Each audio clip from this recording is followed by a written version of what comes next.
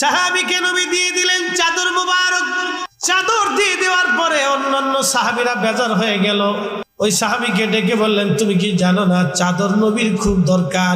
তুমি কেন চাদর নিলা? কি জন্য তুমি চাদর নিলা? তুমি তো এটাও জানো চাইলেই নবী দিয়ে দিবে। তুমি তো নিজেও জানো চাদর আল্লাহর নবীর প্রয়োজন ছিল। তুমি চাইলা কেন? নবীকে কেন তুমি কষ্ট দিলা? কারণ কি? কেন কষ্ট দিলা তুমি? তো সাহাবীর খুব ভয় পেয়ে গেছে। কথা তো সত্য। এই সাহাবী খুব ভয় পাচ্ছে যে রাসূলকে কি আমি কষ্ট দিয়ে ফেললাম? আপনি একটু চিন্তা করেন যে আল্লাহর নবীকে সাহাবীরা সামান্য কষ্ট দিতেও ডরাইতো। একসাথে বলবেন আল্লাহু আকবার। আর আমাদের দেশে একদল আছে বুকে হাত বেঁধে নামাজ পড়ে, তারা বলে রসুলের আব্বা আম্মা কাফের ছিল। আচ্ছা বলেন তো, রসুলের আব্বা আম্মাকে কাফের বলে তারা কি রসুলকে কথা দিয়ে কষ্ট দেয় নাই? কথা কন না কেন? কথা দিয়ে কষ্ট দেয় নাই? আপনি যদি আমাকে এসে বলেন হুজুর ফরিদ সাহেব হুজুর আপনার বাপে চোর ছিল, তাহলে আপনি কি আমাকে কথা দিয়ে কষ্ট দেন নাই? অবশ্যই কষ্ট দিয়েছেন। আপনি আমাকে কথা দিয়ে কষ্ট দিয়েছেন।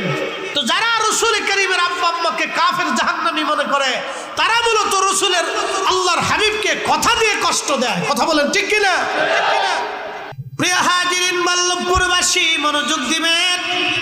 আল্লাহর হাবিবের সাহাবী মনে মনে বিরাট বড় ভয় পেয়ে গেলেন, রসুল কি কষ্ট পেয়ে গেল কিনা। তিনি আল্লাহর নবীর দরজায় গেলেন, নবীজির সামনে যায় বলতেছেন, ইয়া রাসূলুল্লাহ আপনি আমারে মাফ করে দেন, আমার ভুল হয়ে গেছে। বলে সাহাবী কি জন্য ক্ষমা চাও? বলি ইয়া রাসূলুল্লাহ চাদরটা আপনার খুব প্রয়োজন ছিল, আমি আপনার কাছ থেকে চাদরটা চেয়ে আনছি। নবীজি বললেন, না আমি কষ্ট পাই নাই, তোমাকে দিয়ে দিলাম, যাও। সাহাবী বলতেছে, ইয়া রাসূলুল্লাহ চাদরটা আমি ব্যবহার করার জন্য নেই নাই। হুজুর চাদরটা আমি আমার নিজের প্রয়োজনে ব্যবহার করার জন্য নেই নাই, তাহলে চাদর কেন নিছো সাহাবী বলো? নবীজিকে সাহাবী বলতেছে, ইয়া রাসূলুল্লাহ এই চাদরখানা এই জন্য নিলাম যেটা রসুলের চাদর, আমার মৃত্যুর পরে যেন এটা আমার কাফনের কাপড় বানানো হয়। একসাথে বলেন আল্লাহু আকবার। কি বুঝলেন আপনারা? নবীজির একটু চাদর মুবারককেও সাহাবে کرام কতটা প্রাধান্য দিয়েছেন যে এই চাদরটা আমার কাফনের কাপড় বানানো। সহিহ মুসলিমের হাদিস। হুদাইবিয়ার সন্ধি হল, সন্ধির সময় মক্কা থেকে কাফেররা বলল, তোমরা একটু গোয়েন্দা হিসেবে যাও, যাইয়া দেখো যে মুহাম্মদ সাল্লাল্লাহু আলাইহি সাল্লাম এবং তার অনুসারীদের আচার আচরণ কেমন, চিন্তা চেতনা কেমন, অ্যাটিটিউড কেমন। যদি তাদের ধ্যান ধারণা চিন্তা চেতনা দুর্বল হয় তাহলে আমরা বিজয় হব, আর যদি তাদের চিন্তা চেতনা জটিল এবং কঠিন হয় তাহলে আমরা পরাজিত হব। কয়েকজন কাফের আসছে, আসার পরে দেখলো যে আল্লাহর নবী ওযু করতেছেন। ওযুর পানি অবশিষ্ট পানি, ঘটির ভিতরে বা পাত্রের ভিতরে অবশিষ্ট পানি থাকে না, এই অবশিষ্ট পানি রয়ে গেছে। 1400 সাহাবী। কতশো সাহাবী? 1400 সাহাবী। বুঝে যাবেন সাহাবায়ে کرام কিভাবে রসুলের দরবারে আদব দেখাইতেন, মহব্বত দেখাইতেন। এবং আমরা যে মহব্বত দেখাই সেজন্য কি আমরা বেদাতি হইলাম কিনা এটা আমাদের বুঝার দরকার। কথা ঠিক কিনা? আমাদের কি দরকার? বুঝার দরকার। অবশিষ্ট পানি, ওযুর পানি পরে রয়েছে। কাফেররা দেখতেছে অবশিষ্ট পানি নিয়ে 1400 সাহাবী কারাকারি শুরু করছে। একসাথে বলবেন আল্লাহু আকবার। সবাই পানি নিবে। কেন? রসুলের পানি, নবীর ওযুর পানি। এই পানি থেকে কেউ হাত দিচ্ছে, কেউ হাত নিয়ে মুখে মাসে করতেছে, কেউ এই পানি নিয়ে মুখে পান করার চেষ্টা করতেছে। যে পানি পাই নাই সে যে পানি পাইছে তার হাতের মধ্যে হাত দিয়ে ওই পানি মুখের মধ্যে মাখতেছে। কার পানি? নবীর পানি। একসাথে বলবেন আল্লাহু আকবার। কারা পাগল হয়েছে? সাহাবীরা। তো কোন সাহাবী? যারা হুদাইবিয়ার সন্ধিতে নিজের জীবনকে উপেক্ষা করে আল্লাহর রাসূলের সাথে জিহাদে অংশগ্রহণ করার জন্য তারা ওই সময় বাবলা গাছের নিচে বায়াত গ্রহণ করে বলেছিল, ইয়া রাসূলুল্লাহ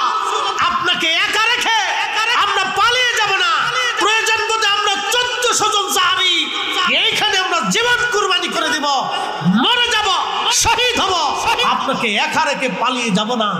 একসাথে বলবেন আল্লাহু আকবার। সেই সাহাবীরা তাদের এই কর্মকে আল্লাহ প্রাধান্য দিয়ে খুশি হয়ে বলেন রাদিয়াল্লাহু আনহুম ওয়া রাদু আন, আমি তাদের উপরে খুশি, তারা আমার উপরে খুশি। আল্লাহ বলেন আমি তাদের উপরে সন্তুষ্ট হয়ে গেছি।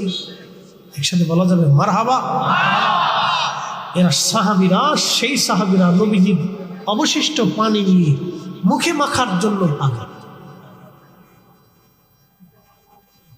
এখনই নবী সালামু আলাইকা বলার পরে যখন আমরা দাঁড়াই, তা আমরা তো বেদাতি হয়ে গেছি, বিরাট বড় বেদাতি। এই সময় যদি অন্য দুনিয়াতে থাকতেন তাহলে ওই সাহাবীদেরকে কি বলতেন? কি বলতেন? উম্মে আইমান নবীজির পেশাব খেয়ে ফেলছে। এরা যদি দুনিয়াতে ওই সময় থাকতেন তাহলে কি বলতেন? বলে না, এগুলো অতিরিক্ততা খুবই খারাপ। আল্লাহ রসুলের ইজ্জতের ব্যাপারে, শান ও মর্যাদার ব্যাপারে চুল পরিমাণ যদি কেউ খেলাপ করে এবং এনকার করে, তাহলে কঠিন মেহেশরের মাঠে তাকে কঠিন জবাবদিহিতার আওতায় আসতে হবে। আপনি ঠিক বললেও ঠিক, না ঠিক বললেও ঠিক, এটাই ঠিক। ইন্নাল্লাযীনা নিশ্চয় যারা ইউযুনাল্লাহ ওয়া রাসূল, আল্লাহ এবং তার রাসূলকে কষ্ট দেয়, লানাহুমুল্লাহু ফিদ দুনিয়া ওয়াল আখিরাহ, আল্লাহ বলছেন তাদেরকে দুনিয়াতে লানত, আখিরাতেও লানত। তার দুনিয়াও বরবাদ, আখিরাতও বরবাদ। দুনিয়াও বরবাদ, আখিরাতও বরবাদ। দুনিয়াও বরবাদ, আখিরাতও বরবাদ। পৃথিবীর কোন যেই মুসলমান রাসূলকে তাজিম করে সালাম দেয়, নবীর ইজ্জত সম্মান যে সতর্ক, তাকে পিটাইলেও সে বলবে না রাসূলের আব্বা আম্মা কাফের ছিল। তাকে মারলেও সে বলবে না রাসূলের আব্বা আম্মা কাফের ছিল। তাকে পিটাইলেও কখনো বলবে না রাসূলের আব্বা আম্মা জাহান্নামী। এই কথা সে বলতেই পারবে না, সে বলবেই না, তার জবান থেকে আসবেই না। তাকে পিটাই মেরে ফেললেও বলবে না, কারণ সে জানে এটা বইলা কবরে গেলে আমার জাহান্নাম ছাড়া আর কোনো রাস্তা নাই। কথা বলে ঠিক না বেঠিক?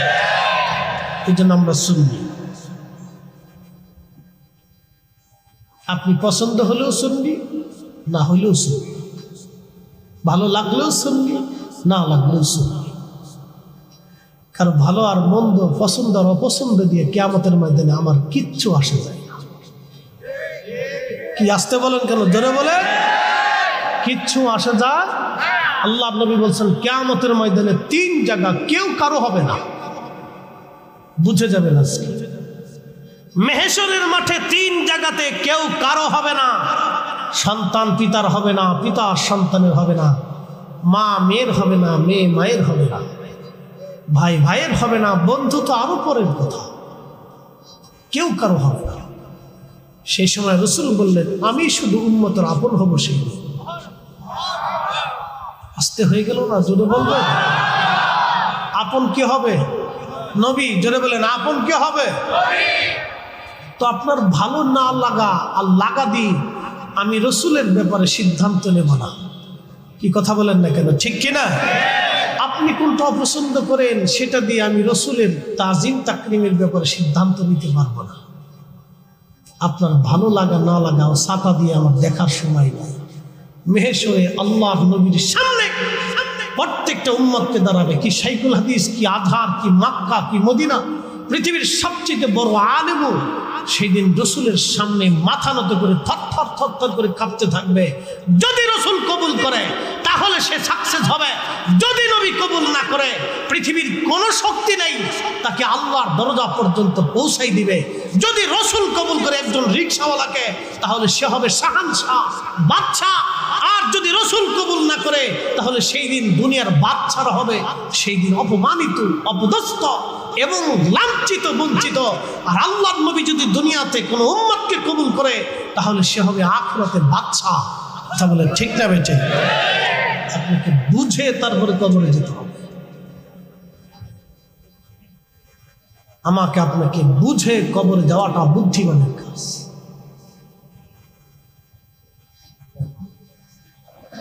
প্রিয় বল্লভপুরবাসী মনোযোগ দিবেন। এইরকম বহু ঘটনা আমি আপনাদের সামনে উপস্থাপন করতে পারি। আল্লাহর নবীর ইশকে, রাসূল ইশকে, মহব্বতের বিষয়ে যে উহুদের কথা বলছিলাম, এই উহুদের মাঠে একজন সাহাবী শহীদ হয়ে গেলেন। তার নাম হযরতে মালিক ইবনে সানানা। যারা হজে গেছেন, উমরায় গেছেন, তারা দেখবেন মালিক ইবনে সানানার শহীদ হওয়ার জায়গা হলো যেখানে নবীজির দন্ত মোবারক শহীদ হলো। ওইখান থেকে নবীজিকে নিয়ে যাওয়ার জন্যে পাহাড়ে নিয়ে যাবে। সাহাবে কেরাম ঘিরে ফেললেন নবীকে, যাতে কাফেররা নবীকে আর আঘাত করতে না পারে, কষ্ট দিতে না পারে। শুধু দন্ত শহীদ হয় নাই, প্রিয় নবীজির মাথা মোবারক কেটে হেলমেটটা মাথার ভিতরে কড়া ঢুকে গেল। হেলমেটের ভিতরে যে কড়া ছিল, এই কড়াটা মাথা মোবারকের মধ্যে ঢুকে যে একবারে হাড় পর্যন্ত চলে গেল, গোশত ভেদ করে হাড়ে চলে গেল। কড়াটা ভেঙে মাথা মোবারকের সঙ্গে লেগে রইল। এই সময় কোনো সাহাবী কড়াটা বের করতে পারতেছে না। আল্লাহর হাবিবের বিরাট বড় কষ্ট হচ্ছে, কারণ এই কড়াটা বের করতে না পারলে নবীর কষ্ট হবে। মালিক ইবনে সানানা রাদিয়াল্লাহু তাআলা আনহু, ঠিক এই সময় এক সাহাবী দৌড়ায় এসে নবীজির মাথা মোবারকের ভিতর থেকে লোহার কড়াটা কামড় দিয়ে ধরে একটা টান দিয়ে কড়া বের করে নিয়ে আসলেন। কড়াটা বের করে নিয়ে আসার পরে আল্লাহ নবীজির দন্ত মাথা মোবারক থেকে রক্তগুলি গড়িয়ে গড়িয়ে গড়িয়ে গড়িয়ে পড়তেছিল। মালিক ইবনে সানানা দৌড়ে এসে নিজের জিহ্বাখানা দিয়ে চেটে চেটে চেটে চেটে রক্ত পরিষ্কার করতেছিলেন। মালিক ইবনে সানানার চিন্তা হলো, যদি কাপড় দিয়ে ওই সময় নবীজির রক্ত মোবারক মাখি এবং মুছতে থাকি, তাহলে নবীজির কষ্ট হয়ে যাবে, নবীজি ব্যথা পাবে, যন্ত্রণা বাড়বে। আর যদি সালার চট দিয়ে ছাই দিয়ে মুছতে যায়, তাহলে আল্লাহর নবীর আরো কষ্ট হবে, রক্ত বন্ধ করার দরকার। কিন্তু মালিক ইবনে সানানা তিনি তিনার জিহ্বাখানা লাগায়া চেটে চেটে রক্তগুলি তিনি পরিষ্কার করতেছিলেন আর খেয়ে ফেলতেছিলেন। ঠিক তখনই সাহাবী পিছন দিক থেকে বলেন, মালিক, তুমি কি জানো না রক্ত পান করা হারাম? তুমি রক্তগুলি ফেলে দাও। মালিক ইবনে সানানা ডেকে বলল, সাহাবীরা, জীবন চলে যাবে, আমার রাসূলে কারীমের রক্ত জমিনে পড়তে দেব না। একসাথে জোরে বলা যাবে কি আল্লাহু আকবার। ইশকে রাসূল আপনি ছোট করে দেখার কোনো সুযোগ নেই, দেখবেন তো মরবেন। রাসূল কারীমের শানকে ছোট করে দেখবেন, আপনি যেই পাপের পুঁতি হন। বাংলাদেশের সবচেয়ে বড় সাইকুল হাদিসের ফুলা হলো কাজ হবে না। আপনি বাংলাদেশ কেন, পৃথিবীর সবচেয়ে বড় সাইকুল হাদিস হলেও কাজ হবে না, মক্কার ইমাম হলেও কাজ হবে না। এটা মনে রাখবেন, কারণ আমরা মক্কার ইমামকে দিয়ে মক্কা চিনি না, বরং মক্কা দিয়ে ইমাম চিনি। কথা কন না কেন?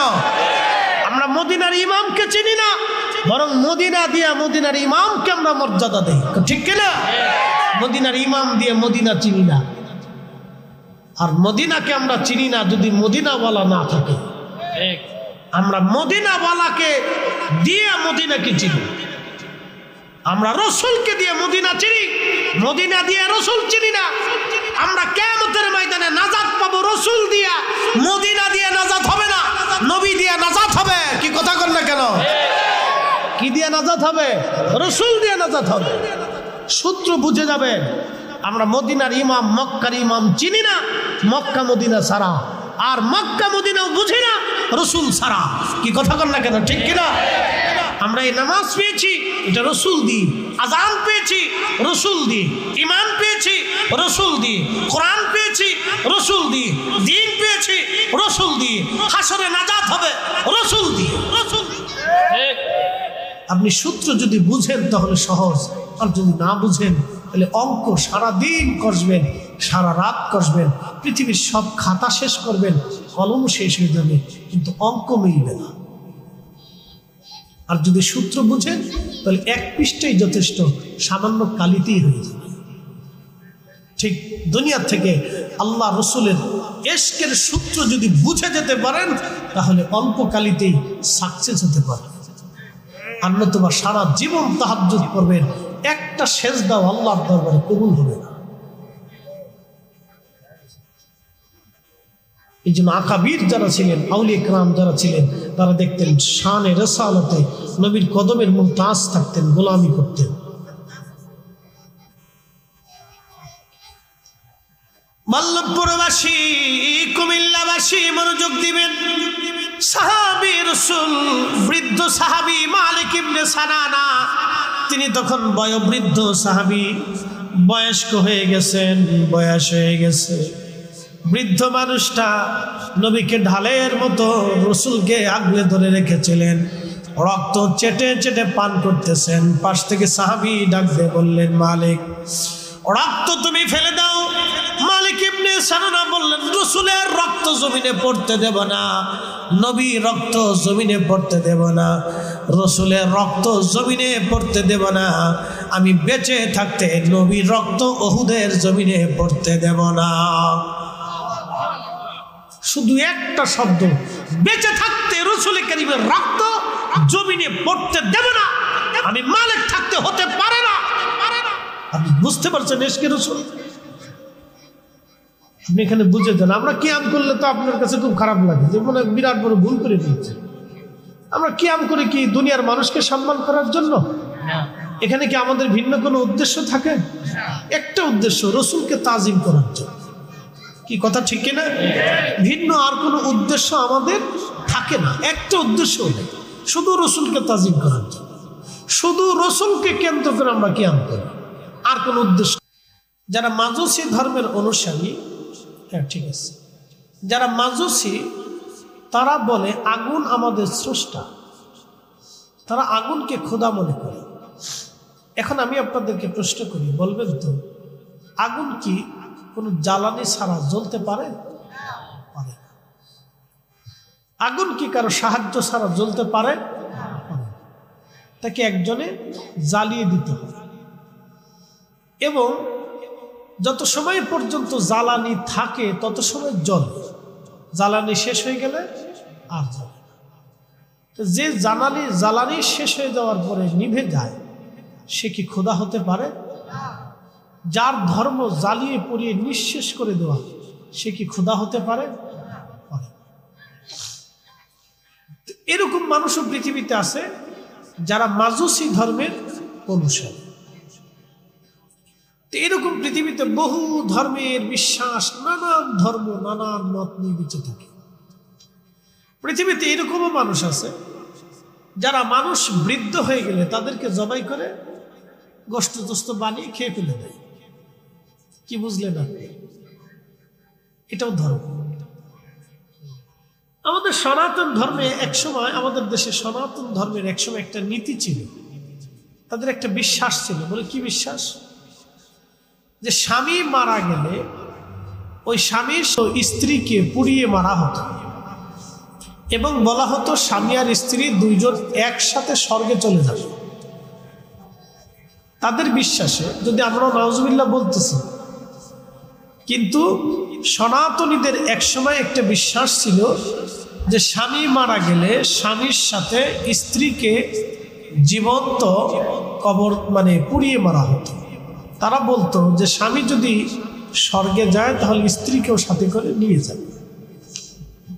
আচ্ছা আপনি বলেন তো, এই বিশ্বাসের উপরে থেকে পৃথিবীতে হাজার হাজার লক্ষ লক্ষ নারীর জীবন চলে গেছে। কথা ঠিক কিনা? লক্ষ লক্ষ নারীর কি হয়েছে? জীবন চলে গেছে। তো এইরকম ধর্মবিশ্বাস পৃথিবীতে ছিল, এখনো আছে। তা আমাদের বিশ্বাস কি? একজন মানুষ মারা যাওয়ার পরে তার কে উত্তরাধিকার হবে, এটাও আল্লাহর নবী নিরূপণ করে গেলেন। একসাথে বলবেন আল্লাহু আকবার। যে আমি মারা গেলে আপনি সম্পদ পাবেন কিনা, বা আমার ছেলে সন্তান যারা আছে তারা কতটুকুন পাবে, মেয়ে কতটুকুন পাবে, ছেলে কতটুকুন পাবে, নবীজি বন্টন করবে। একজন মানুষ মারা যাওয়ার পরে তার কি করে তাকে দাফন কাফন করতে হবে? দেখেন, একটা মানুষ মারা যাওয়ার পরে তারা সুন্দর করে আগে উত্তম পানি দিয়ে, বেশি গরমও না ঠান্ডাও না, মিডিয়াম পানি দিয়ে তাকে গোসল করানো। গোসল করাইয়া পুরুষ হলে 3টা কাপড়ে তাকে মোড়ানো হয়, পরিধান করানো হয়। এরপরে আতর গোলাপ শরীরে লাগানো হয়, সুগন্ধি লাগাইয়া সমস্ত মানুষজন উপস্থিত হইয়া তার জন্য জানাজা পড়া হয়, তার জন্য দোয়া করা হয়, সম্মিলিতভাবে একসাথে তার জন্য দোয়া হয়। জানাজা সালাতু বল, দোয়া দোরোটে, সালাতু দোয়া। তো তার জন্য আল্লাহর কাছে ইস্তেগফার করা হয়।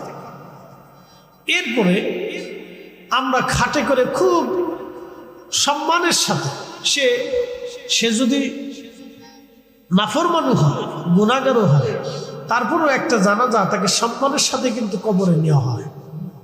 কথা ঠিক কিনা? সম্মানের সাথে তাকে কবরে নিয়ে তাকে নামানো হয় এবং খুব ধীর স্থিরতার সাথে নামাইয়া তাকে সমাহিত করা হয়, কবর দেওয়া হয়, এরপর আবার দোয়া করা হয়।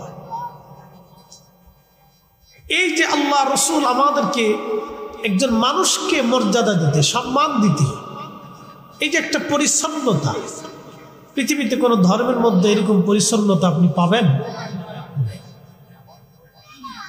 এই জন্য আল্লাহ আমাদেরকে ইসলামের মহান দৌলতওয়ালা বানিয়েছেন। এই জন্য একসাথে বলেন আলহামদুলিল্লাহ। এই দৌলত সবার নসিবে হয় না, আপনাকে বুঝতে হবে। ইসলামের প্রত্যেকটা নিয়ম যদি আপনি দেখেন, আপনি পুরো শান্তি হবে। যেমন আজান নামাজ 5 ওয়াক্ত, 5 ওয়াক্ত নামাজে 5 বার আপনি মসজিদে আসতেছেন। মসজিদে আসতে হলে আপনাকে আগে শরীর ধুত করতে হবে, ওযু করতে হবে, আপনাকে পরিচ্ছন্ন হইতে হবে, পাক হইতে হবে। আপনি পেশাব করবেন 1450 বছর আগে, বুঝতেছেন? মানব পেশাব করিয়ে ঢিলাকুলুপ ব্যবহার করা তো চিন্তাই মানুষ করতো না, যে পেশাব করার পরে মানুষ আবার ঢিলাকুলুপ করে পবিত্র হয়, পাক হয়। এটা আবার কি? জাহিলিয়াতের যুগে এই চিন্তাও মানুষের ছিল না, কিন্তু আল্লাহর নবী আসলেন, স্যানিটাইজেশন ব্যবস্থা। 1450 বছর আগে একটা মানুষ কিভাবে পরিচ্ছন্ন হবে সেটাও আল্লাহর নবী একবারে হাতে কলমে কুলুপ ঢিলা কুলুপ কিভাবে ব্যবহার করতে হবে, নিজেকে সাফ করতে হবে, গোসল করতে হবে, পবিত্র হইতে হবে, পাক হইতে হবে এবং সুগন্ধি লাগাইয়া আর সবসময় নিজেকে পরিচ্ছন্ন রাখতে হবে। এটা আল্লাহর নবী হাতে কলমে আমাদেরকে শিক্ষা দিয়ে। একসাথে বলবেন আল্লাহু আকবার। তো তিনি যদি মহামানব না হন তো পৃথিবীতে মহামানব কে হবে? মনোযোগ দিয়ে, রাসূল করিম সাল্লাল্লাহু আলাইহি সাল্লাম গোসল যদি নাও করতেন তাও নবীর শরীর মোবারক থেকে মিশকের ঘ্রাণ আসত। আসতে হয়ে গেল না? জোরে বলবেন সুবহানাল্লাহ। নবীজি ঘামতেন, এই ঘাম থেকে নবীজির শরীর মোবারক থেকে সুঘ্রাণ আসতো, ঘামের ভিতর থেকে সুঘ্রাণ আসতো।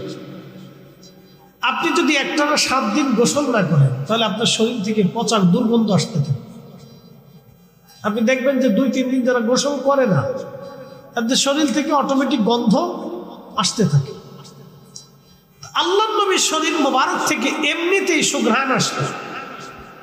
তারপরেও রসুল বলতেন আমার কাছে 3টা জিনিস প্রিয়। 1 নম্বরে নামাজ, 2 নম্বরে আমার স্ত্রীগণ, 3 নম্বরে সুগন্ধি।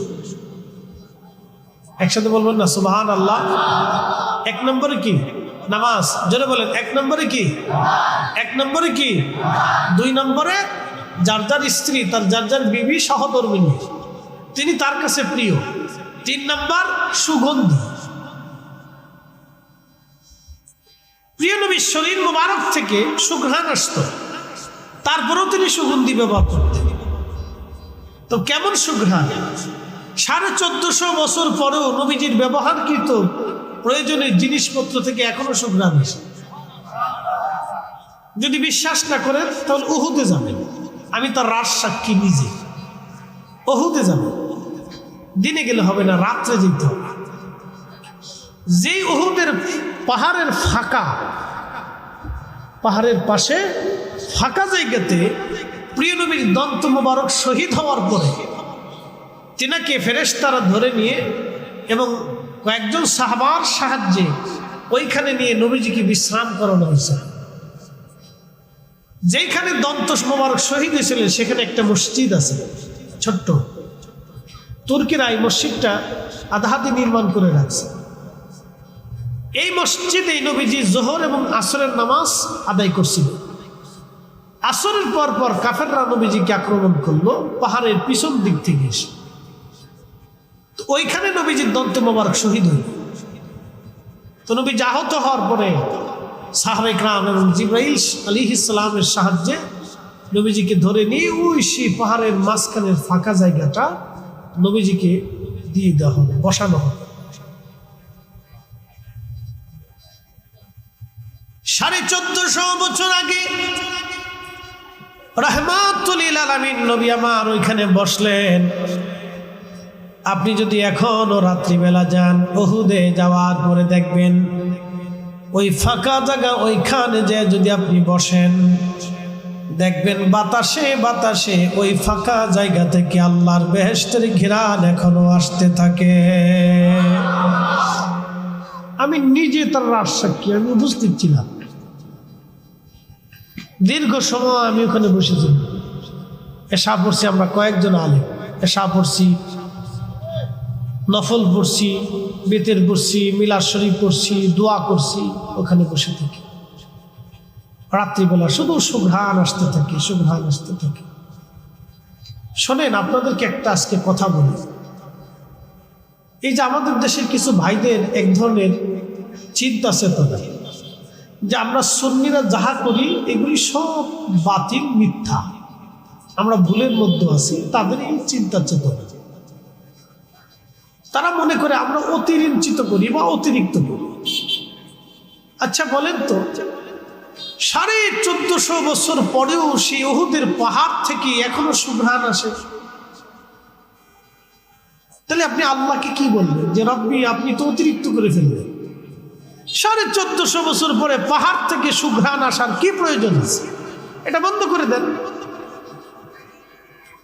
আল্লাহ 1450 বছর পরেও পাহাড় থেকে সুঘ্রাণ আনাইয়া আল্লাহ এখনো এই উম্মতকে দেখায় দেয়, দেখো আমার রসুলের মুজিজা পৃথিবীতে এখনো আছে, আমি তাকে পৃথিবীর শ্রেষ্ঠ সম্মানের আসনে অধিষ্ঠিত করেছি। কথা বলে ঠিক না বেঠিক? এটাকে বুঝতে হবে, কোনো কিছুর অতিরিক্ততেই খারাপ। শানে রাসালাতকে যারা ছোট ছোট করে দেখে তাদের কাছে এগুলি মামুলি বিষয়, কিন্তু আমরা সুন্নিদের কাছে এগুলি মামুলি না, এগুলি মহা নিয়ামত মনে করি। কথা ঠিক কিনা? আমরা কি মনে করি? নিয়ামত মনে করি। এমনকি রাসূল করিমের পবিত্র চাদর মুবারকের একটা সুতাকেও আমরা মহামূল্যবান নিয়ামত মনে করে থাকি। কথা কোন ঠিক কিনা? হযরতে আমিরে মুয়াবিয়া রাদিয়াল্লাহু আনহু ইন্তেকাল করছে। ইন্তেকাল করার পরে ওনার কাছে নবীজির নখ মোবারক রাখছে। কি রাখছে? নখ। নবীজি কাটলেন, রেখে দিয়েছেন, ওটা উনি সংগ্রহ করলেন। নবীজি চুল মোবারক রাখছে, সংগ্রহ করলেন। এই আরো কিছু চাদর দিয়ে কিছু রাসূলের কারীমের ব্যবহারকৃত বস্তু উনি রেখে দিয়ে উনি ইন্তেকালের সময় সাহাবে কেরাম এবং ওনার অনুসারী যারা ছিলেন তাদেরকে বললেন যে আমার ইন্তেকালের পরে আমার কাফনের ভিতরে তোমরা আল্লাহ রসুলের এই জিনিসগুলি দিয়ে দিবা। সুবহানাল্লাহ, একসাথে বলবেন না আল্লাহু আকবার। আচ্ছা বলেন তো, তাহলে উনি কি মনে হয় বিরাট বড় শিরিকের কাজ করছে, তাই না? কি মনে হয়? উনি কেন করছেন? বরকতের জন্য। সহিহ মুসলিম একটা হাদিস আসছে, এক সাহাবী ইয়ামান থেকে চাদর আনছে। ইয়ামানি চাদর আগে খুব বিখ্যাত চাদর ছিল। যেমন আমাদের দেশে কাশ্মীরি চাদরকে আমরা খুব মূল্য দিয়ে থাকি, টাঙ্গাইলের শাড়িকে আমরা খুব প্রাধান্য দিয়ে থাকি, শাহজাদপুরের লুঙ্গিকে আমরা খুব প্রাধান্য দিয়ে থাকি,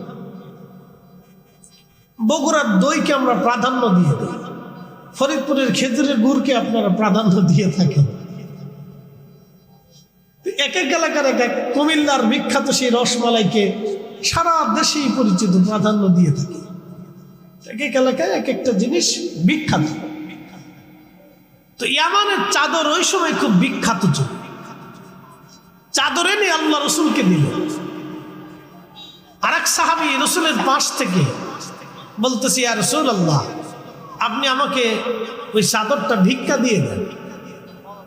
একসাথে বলবেন আল্লাহু আকবার।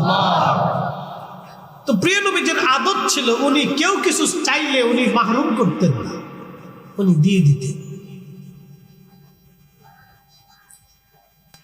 সাহাবীকে নবী দিয়ে দিলেন চাদর মুবারক।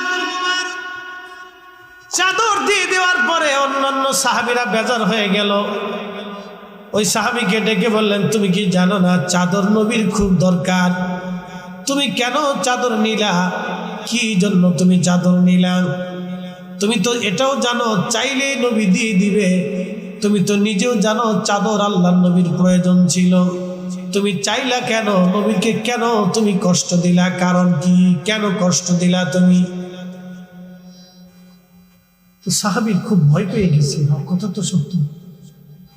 রসুলের তো চাদর দরকার, একজন গিফট দিছে আর আমি এটা চেয়ে নিয়ে নিলাম, এটা কেমন হয়ে যায়?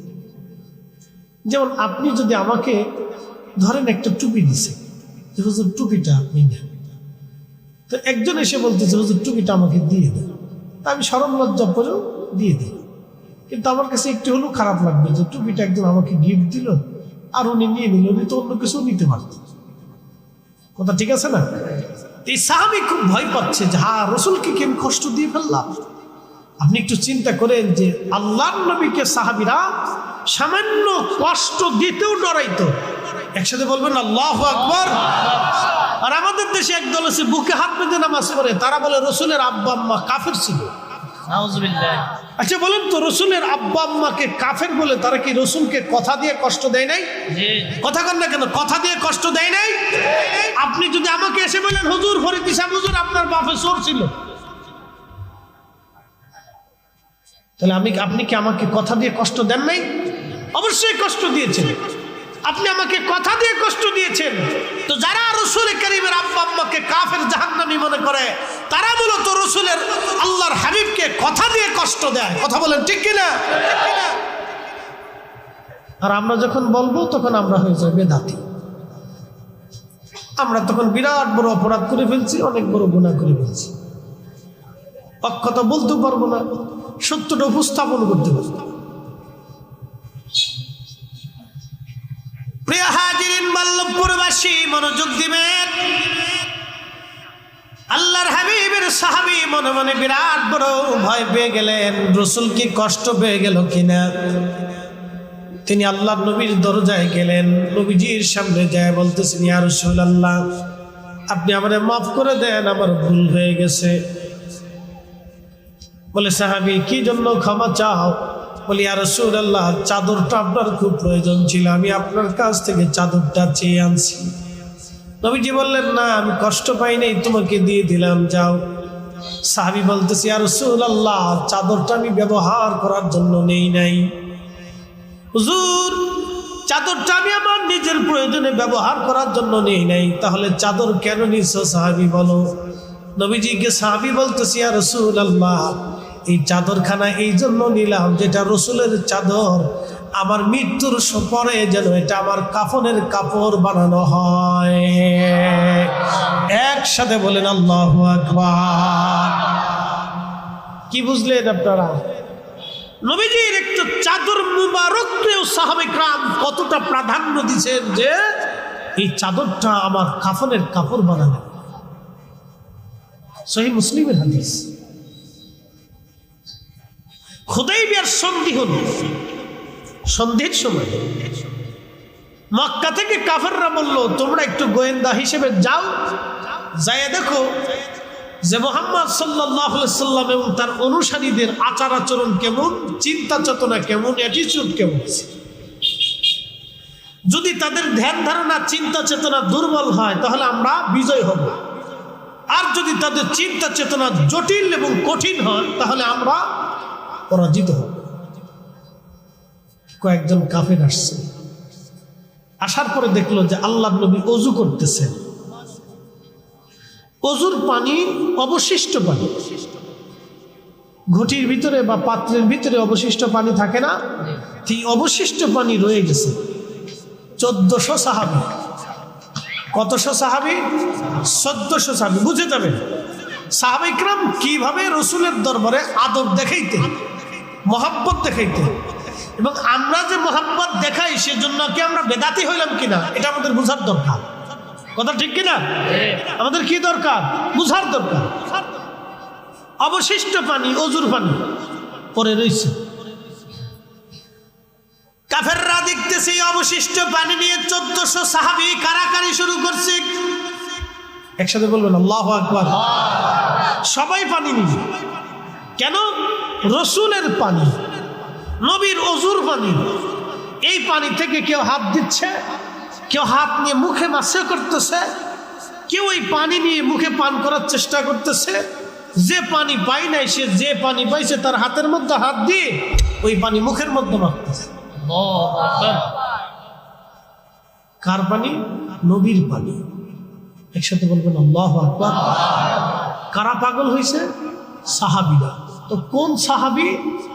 যারা হুদাইবিয়ার সন্ধিতে নিজের জীবনকে উপেক্ষা করে আল্লাহ রাসূলের সাথে জিহাদে অংশগ্রহণ করার জন্য তারা ওই সময় বাবলা গাছের নিচে বায়াত গ্রহণ করে বলেছিল, ইয়া রাসূলুল্লাহ, আপনাকে একা রেখে আমরা পালিয়ে যাব না।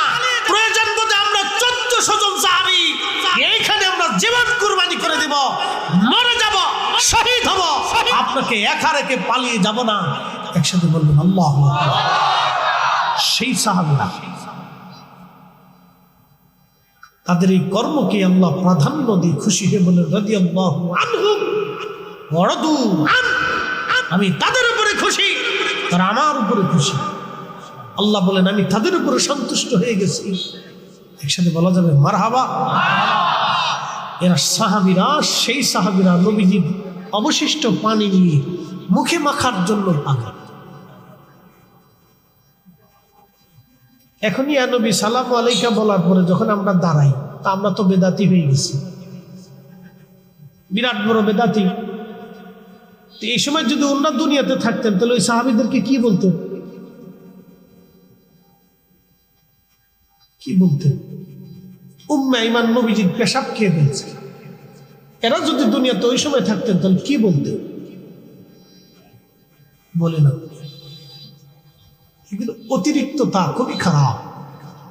আল্লাহ রাসূলের ইজ্জতের ব্যাপারে, শান ও মর্যাদার ব্যাপারে চুল পরিমাণ যদি কেউ খেলাপ করে এবং ইনকার করে তাহলে কঠিন মেহশরের মাঠে তাকে কঠিন জবাবদিহিতার আওতায় আসতে হবে।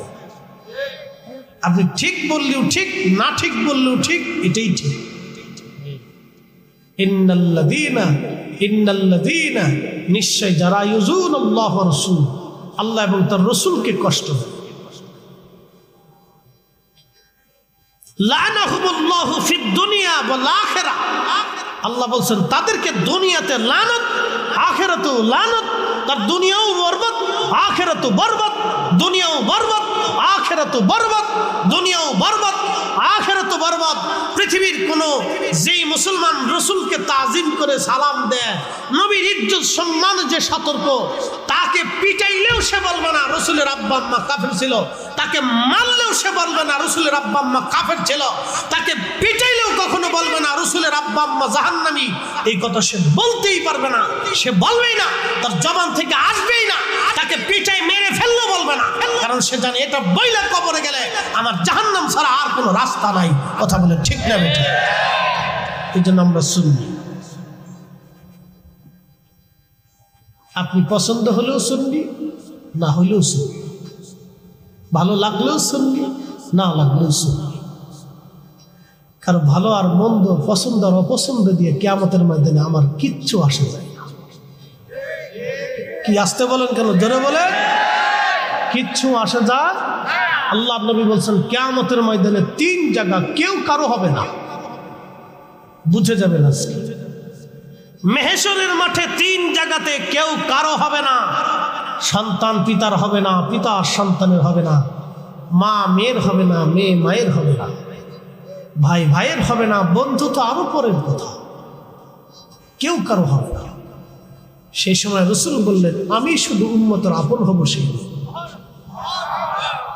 আসতে হয়ে গেল না? জোরে বলবেন। আপন কি হবে? নবী। জোরে বলেন আপন কে হবে? তো আপনার ভালো না লাগা আর লাগা দিয়ে আমি রসুলের ব্যাপারে সিদ্ধান্ত নেব না। কি কথা বলেন না কেন, ঠিক কিনা? আপনি কোনটা অপছন্দ করেন সেটা দিয়ে আমি রসুলের তাজিম তাকরিমের ব্যাপারে সিদ্ধান্ত নিতে পারবো না। আপনার ভালো লাগা না লাগা ও ছাতা দিয়ে আমার দেখার সময় নাই।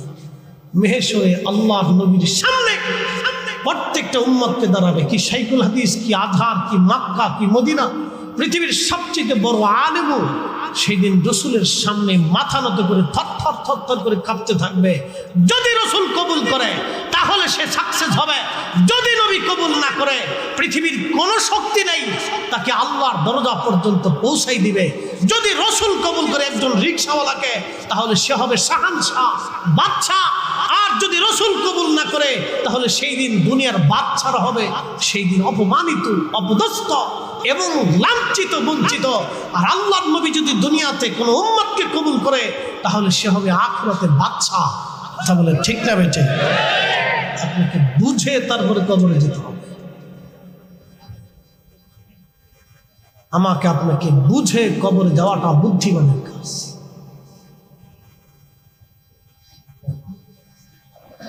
প্রিয়বল্লভপুরবাসী মনোযোগ দিবেন। এইরকম বহু ঘটনা আমি আপনাদের সামনে উপস্থাপন করতে পারি।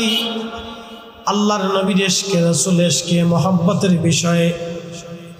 যে উহুদের কথা বলছিলাম, এই উহুদের মাঠে একজন সাহাবী শহীদ হয়ে গেলেন। তার নাম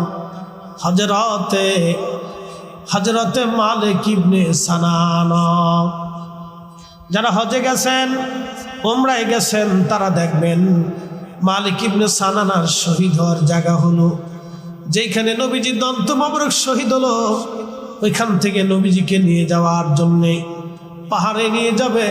সাহাবে কেরাম ঘিরে ফেললেন নবীকে, যাতে কাফেররা নবীকে আর আঘাত করতে না পারে, কষ্ট দিতে না পারে। শুধু দন্ত শহীদ হয় নাই, প্রিয় নবীজির মাথা মোবারক কেটে হেলমেটটা মাথার ভিতরে কড়া ঢুকে গেল। হেলমেটের ভিতরে যে কড়া ছিল, এই কড়াটা মাথা মোবারকের মধ্যে ঢুকে যে একবারে হাড় পর্যন্ত চলে গেল, গোশত ভেদ করে হাড়ে চলে গেল। কড়াটা ভেঙে মাথা মোবারকের সঙ্গে লেগে রইল।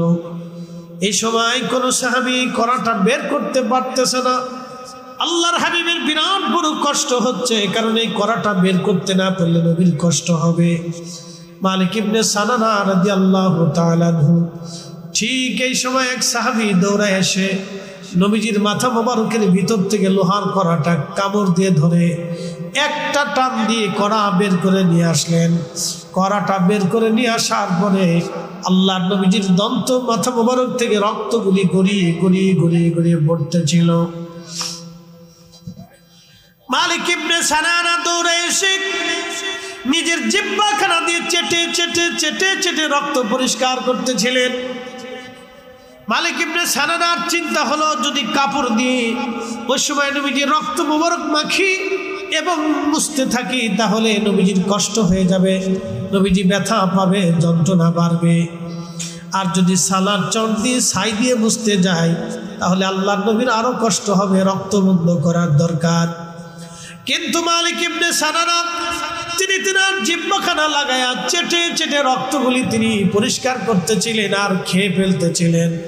ঠিক তখনই সাহাবী পিছন দিক থেকে বলেন, মালিক তুমি কি জানো না রক্ত পান করা হারাম? তুমি রক্তগুলি ফেলে দাও। মালিক ইবনে সানানা ডেকে বলল, সাহাবীরা জীবন চলে যাবে, আমার রাসূলে কারীমের রক্ত জমিনে পড়তে দেব না। একসাথে জোরে বলা যাবে কি আল্লাহু আকবার।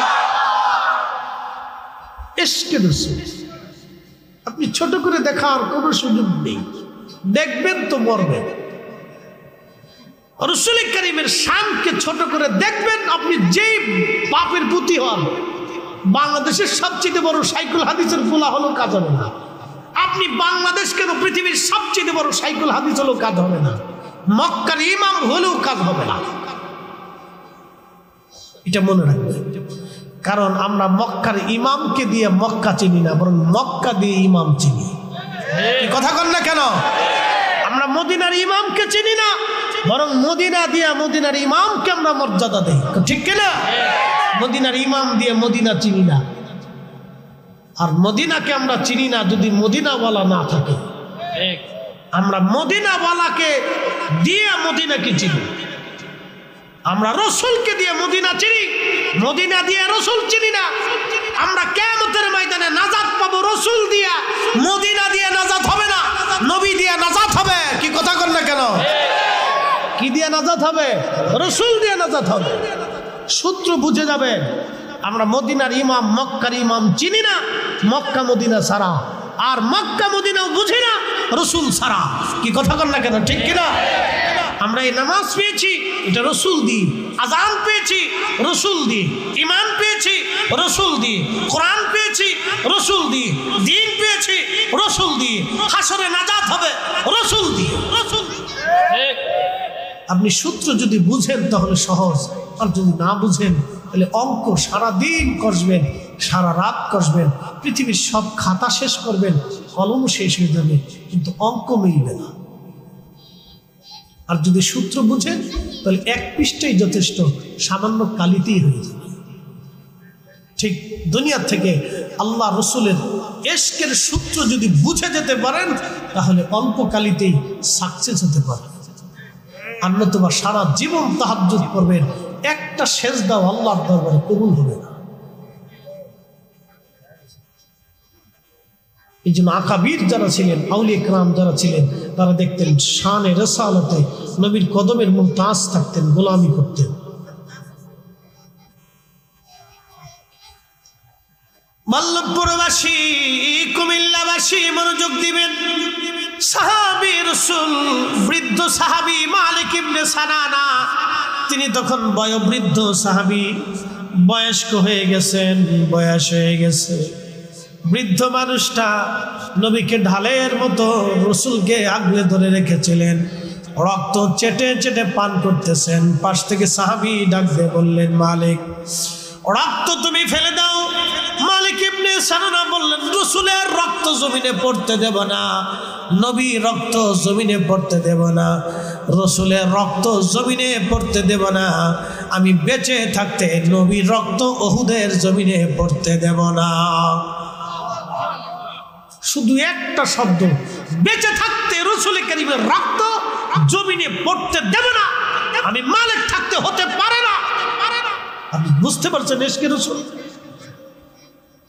আপনি এখানে বুঝে যান। আমরা কিয়াম করলে তো আপনার কাছে খুব খারাপ লাগে, যে মনে বিরাট বড় ভুল করে ফেলছে। আমরা কিয়াম করি কি দুনিয়ার মানুষকে সম্মান করার জন্য? এখানে কি আমাদের ভিন্ন কোনো উদ্দেশ্য থাকে? একটা উদ্দেশ্য, রসুলকে তাজিম করার জন্য। কি কথা ঠিক কিনা?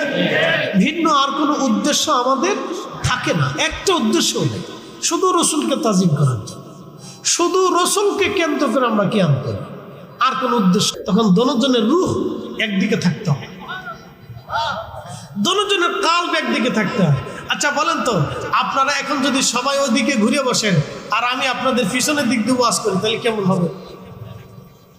আকর্ষণ হবে? আকর্ষণ হবে না। এখন আপনারা আমার কেবলা, আমি আপনাদের কেবলা। কেবলা শব্দের অর্থ হলো দিক বা লক্ষ্যবস্তু। আপনারা আমার লক্ষ্যবস্তু, আপনারা আমাকে লক্ষ্যবস্তু বানাইছে। যে হুজুর কি বলে শুনবো, আর আমার চিন্তা হলো আমি শ্রোতাদেরকে কি শোনাই দিচ্ছি, শ্রোতারা শুনতেছে কিনা বা মনোযোগী কিনা। আমরা যখন ক্লাস করতাম তখন হুজুররা দেখতো যে আমরা মনোযোগী কিনা, কারণ ক্লাসের ভিতরে ছাত্র অমনোযোগী হলে স্যারের নজরে পড়তো, হুজুরের নজরে পড়তো, এটা মনোযোগী না, ক্লাসের দিকে মনোযোগী না। তখন ধমক দিয়ে হলেও এই কাছে এসে হলেও হুজুর আমাদেরকে মনোযোগী করাইতো। কারণ অমনোযোগী হইলে ওয়াজ শুনবেন কিন্তু ওয়াজ বুঝবেন না, আর মনোযোগী হলে যে আপনি বুঝছেন আর জীবনে কাল থেকে এটা কখনো সরবে না। এই জন্য দোনোজনের কাল একদিকে থাকতে হবে। এই শয়তান চায় এই কাল সরাই দিন। এই জন্য মাহফিল শুনতে হবে খুব মনোযোগের সাথে। তো চিন্তা করেন মালিক ইবনে সানানা কি বক্তব্য, যে আমার জীবন থাকতে রাসূলের রক্ত জমিনে পড়তে দেব না। একসাথে বলবেন আল্লাহু আকবার। না না হয় না, আরো জোরে, আরো জোরে বলেন, আরো জোরে বলেন। এখন কি বুঝলেন আপনি? আমরা যারা এখন খালি শিরিক আর বেদাত মনে করে, তারা যদি এখন উপস্থিত থাকতেন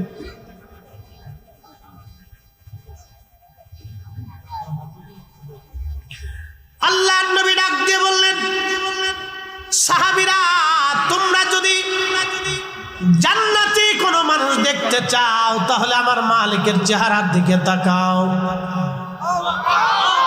হয় না আরো জোরে, আরো জোরে। কি মানুষ? একসাথে জোরে, এখান থেকে মাসলা আসবে। কি মানুষ? জান্নাতি। জোরে বলেন, কি মানুষ? জান্নাতি। কেন? নবী বলেন, আমার রক্ত যার রক্তের সাথে মিশে গেছে সে জাহান্নামে যেতে পারে না। আরো জোরে জোরে জোরে জোরে জোরে। কার রক্ত? রসুলের রক্ত। জোরে বলেন, কার রক্ত? খালি যেই রসুল মায়ের রেহেমের ভিতরে ছিল সেই মা কি করে জাহান্নামে যায়? বলেন আমাকে, বলেন, আপনি আমাকে বলে দেন, যে রসুল যেই মায়ের রেহেমে ছিলেন সেই মা কি করে জাহান্নামে যায়? যেই নবী যেই রেহেমের মধ্যে ছিল সেই মা কি করে পাথরের সামনে সিজদা করে? যেই বাবার নসল দিয়ে নবী পৃথিবীতে আসছে তাহলে সেই বাবা কেন কি করে মূর্তির সামনে মাথা নত করে? বলেন, আপনি আমাকে বলে দেন। মদিনা থেকে পড়ে আসছে না? আরে মক্কা থেকে পড়ে আসছে না? মক্কাতে তো আবু জেহেল ছিল। কি কথা কন না কেন? আবু লাহাব ছিল, উতবা ছিল, শাইবা ছিল, মুগিরা ছিল, তারা কুরাইশ বংশের ছিল। তাতে কি হয়েছে? ইয়াজিদও ছিল, সে তো কুরাইশ বংশের, উমাইয়া শাখার। নবী বলতেন, হালাকাতু উম্মতি আলা ইয়াদি গিলমাতিন মিন কুরাইশ। কুরাইশ বংশের যুবকের মাধ্যমে আমার উম্মত ধ্বংস হবে, আমার উম্মত ধ্বংস হবে। এই কুরাইশ বংশের এক যুবকের মাধ্যমে আমার উম্মত ধ্বংস হবে। এই হাদিস যিনি বর্ণনা করছেন তিনি আবু হুরায়রা রাদিয়াল্লাহু আনহু। আল্লামা ইমাম হাজার আসকালানী ফাতহুল বারি শরহে বুখারীর মধ্যে তিনি লিখেছেন, এই হাদিসের ব্যাখ্যা করতে গিয়া ফাতহুল বারিতে ইমাম হাজার আসকালানী আশ-শাফিঈ পৃথিবীর 4 মুহাদ্দিসের এক মুহাদ্দিস, 4 হাদিস বিশারদের এক হাদিস বিশারদ ইমাম হাজার আসকালানী তিনি লিখতেছেন, হযরত আবু হুরায়রা মাঝে মধ্যে দুয়াতে বাজারে বাজারে ঘুরতেন আর বলতেন, আল্লাহুম্মা লা তুদরিকনি সানাতুস সিত্তিনা ওয়ালা ইমারাতুস সিবিয়ান। আল্লাহ, তুমি আমাকে 60 হিজরির সেই যুবকের শাসন থেকে তুমি আমাকে বাঁচাও। আল্লাহুম্মা লা তুদরিকনি সানাতুস সিত্তিন ওয়ালা ইমারাতুস সিবিয়ান। আল্লাহ, তুমি আমাকে হেফাজত করো 60 হিজরির সেই যুবকের শাসন থেকে তুমি আমাকে হেফাজত করো। আল্লাহ, 60 হিজরিতে ক্ষমতায় বসেছিল ইয়াজিদ।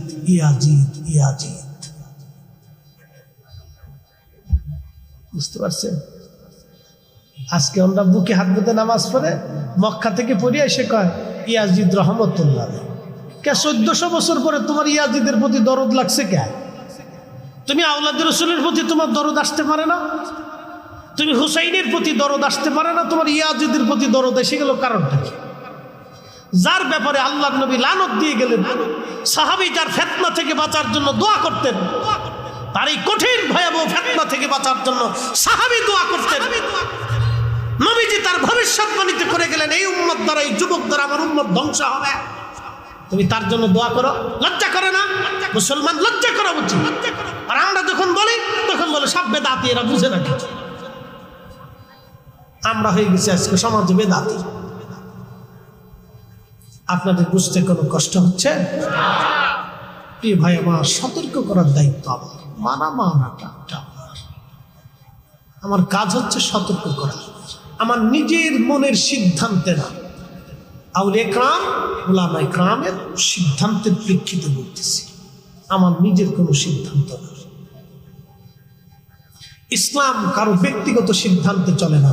এট ফার্স্ট আল্লাহর কোরআন, রসুলের সুন্নাহ, ইজমা এবং কিয়াস, এই 4টা পদ্ধতিতে ইসলামের উসুল, রুলস, নিয়ম কানুন চলে। একসাথে বলবেন না মারহাবা? একসাথে বলেন, কয় পদ্ধতিতে? 4। কোরআন, সুন্নাহ, ইজমা, কিয়াস। কোরআন, সুন্নাহ, ইজমা, কিয়াস। আর একদল আছে তারা ইজমা মানে না, কিয়াসও মানে না। এরা আবার নানান যুক্তি। হযরতে মালিক ইবনে সানানা প্রিয় নবী বললেন, তোমরা যদি জান্নাতি মানুষ দেখতে চাও আমার মালিকের চেহারার দিকে তাকাও। আমার মালিক জান্নাতি, কারণ আমার রক্ত যা রক্তের সাথে মিশে যাবে সে জাহান্নামে যেতে পারে না রে সাহাবীরা। সাহাবী মালিক ইবনে সানানা কিছু সময় পরে সাহাবীরা দেখলেন কাফেররা নবীজির দিকে ধেয়ে আসতেছে। বৃদ্ধ সাহাবী তলোয়ার হাতে নিয়ে, ঢাল হাতে নিয়ে একা শত শত কাফেরদের সাথে যুদ্ধ শুরু করলেন। আল্লাহর নবীকে রক্ষা করতে যাইয়া নিজে জিহাদের ময়দানে যুদ্ধ করে করে সাহাবী শহীদ হয়ে গেলেন। একবার জোরে বলা যাবে কি মারহাবা। আল্লাহুম্মা সাল্লি আলা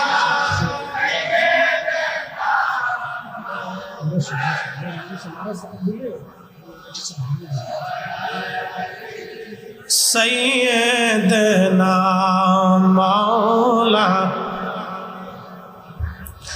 নবীর ইশকে যার দিল ভাই, এ ভুবনে কাঁদে না, রোজ হাসরে ভাই জানতারা নবীজির দেখা পাবে না। আল্লাহুম্মা সাল্লি আলা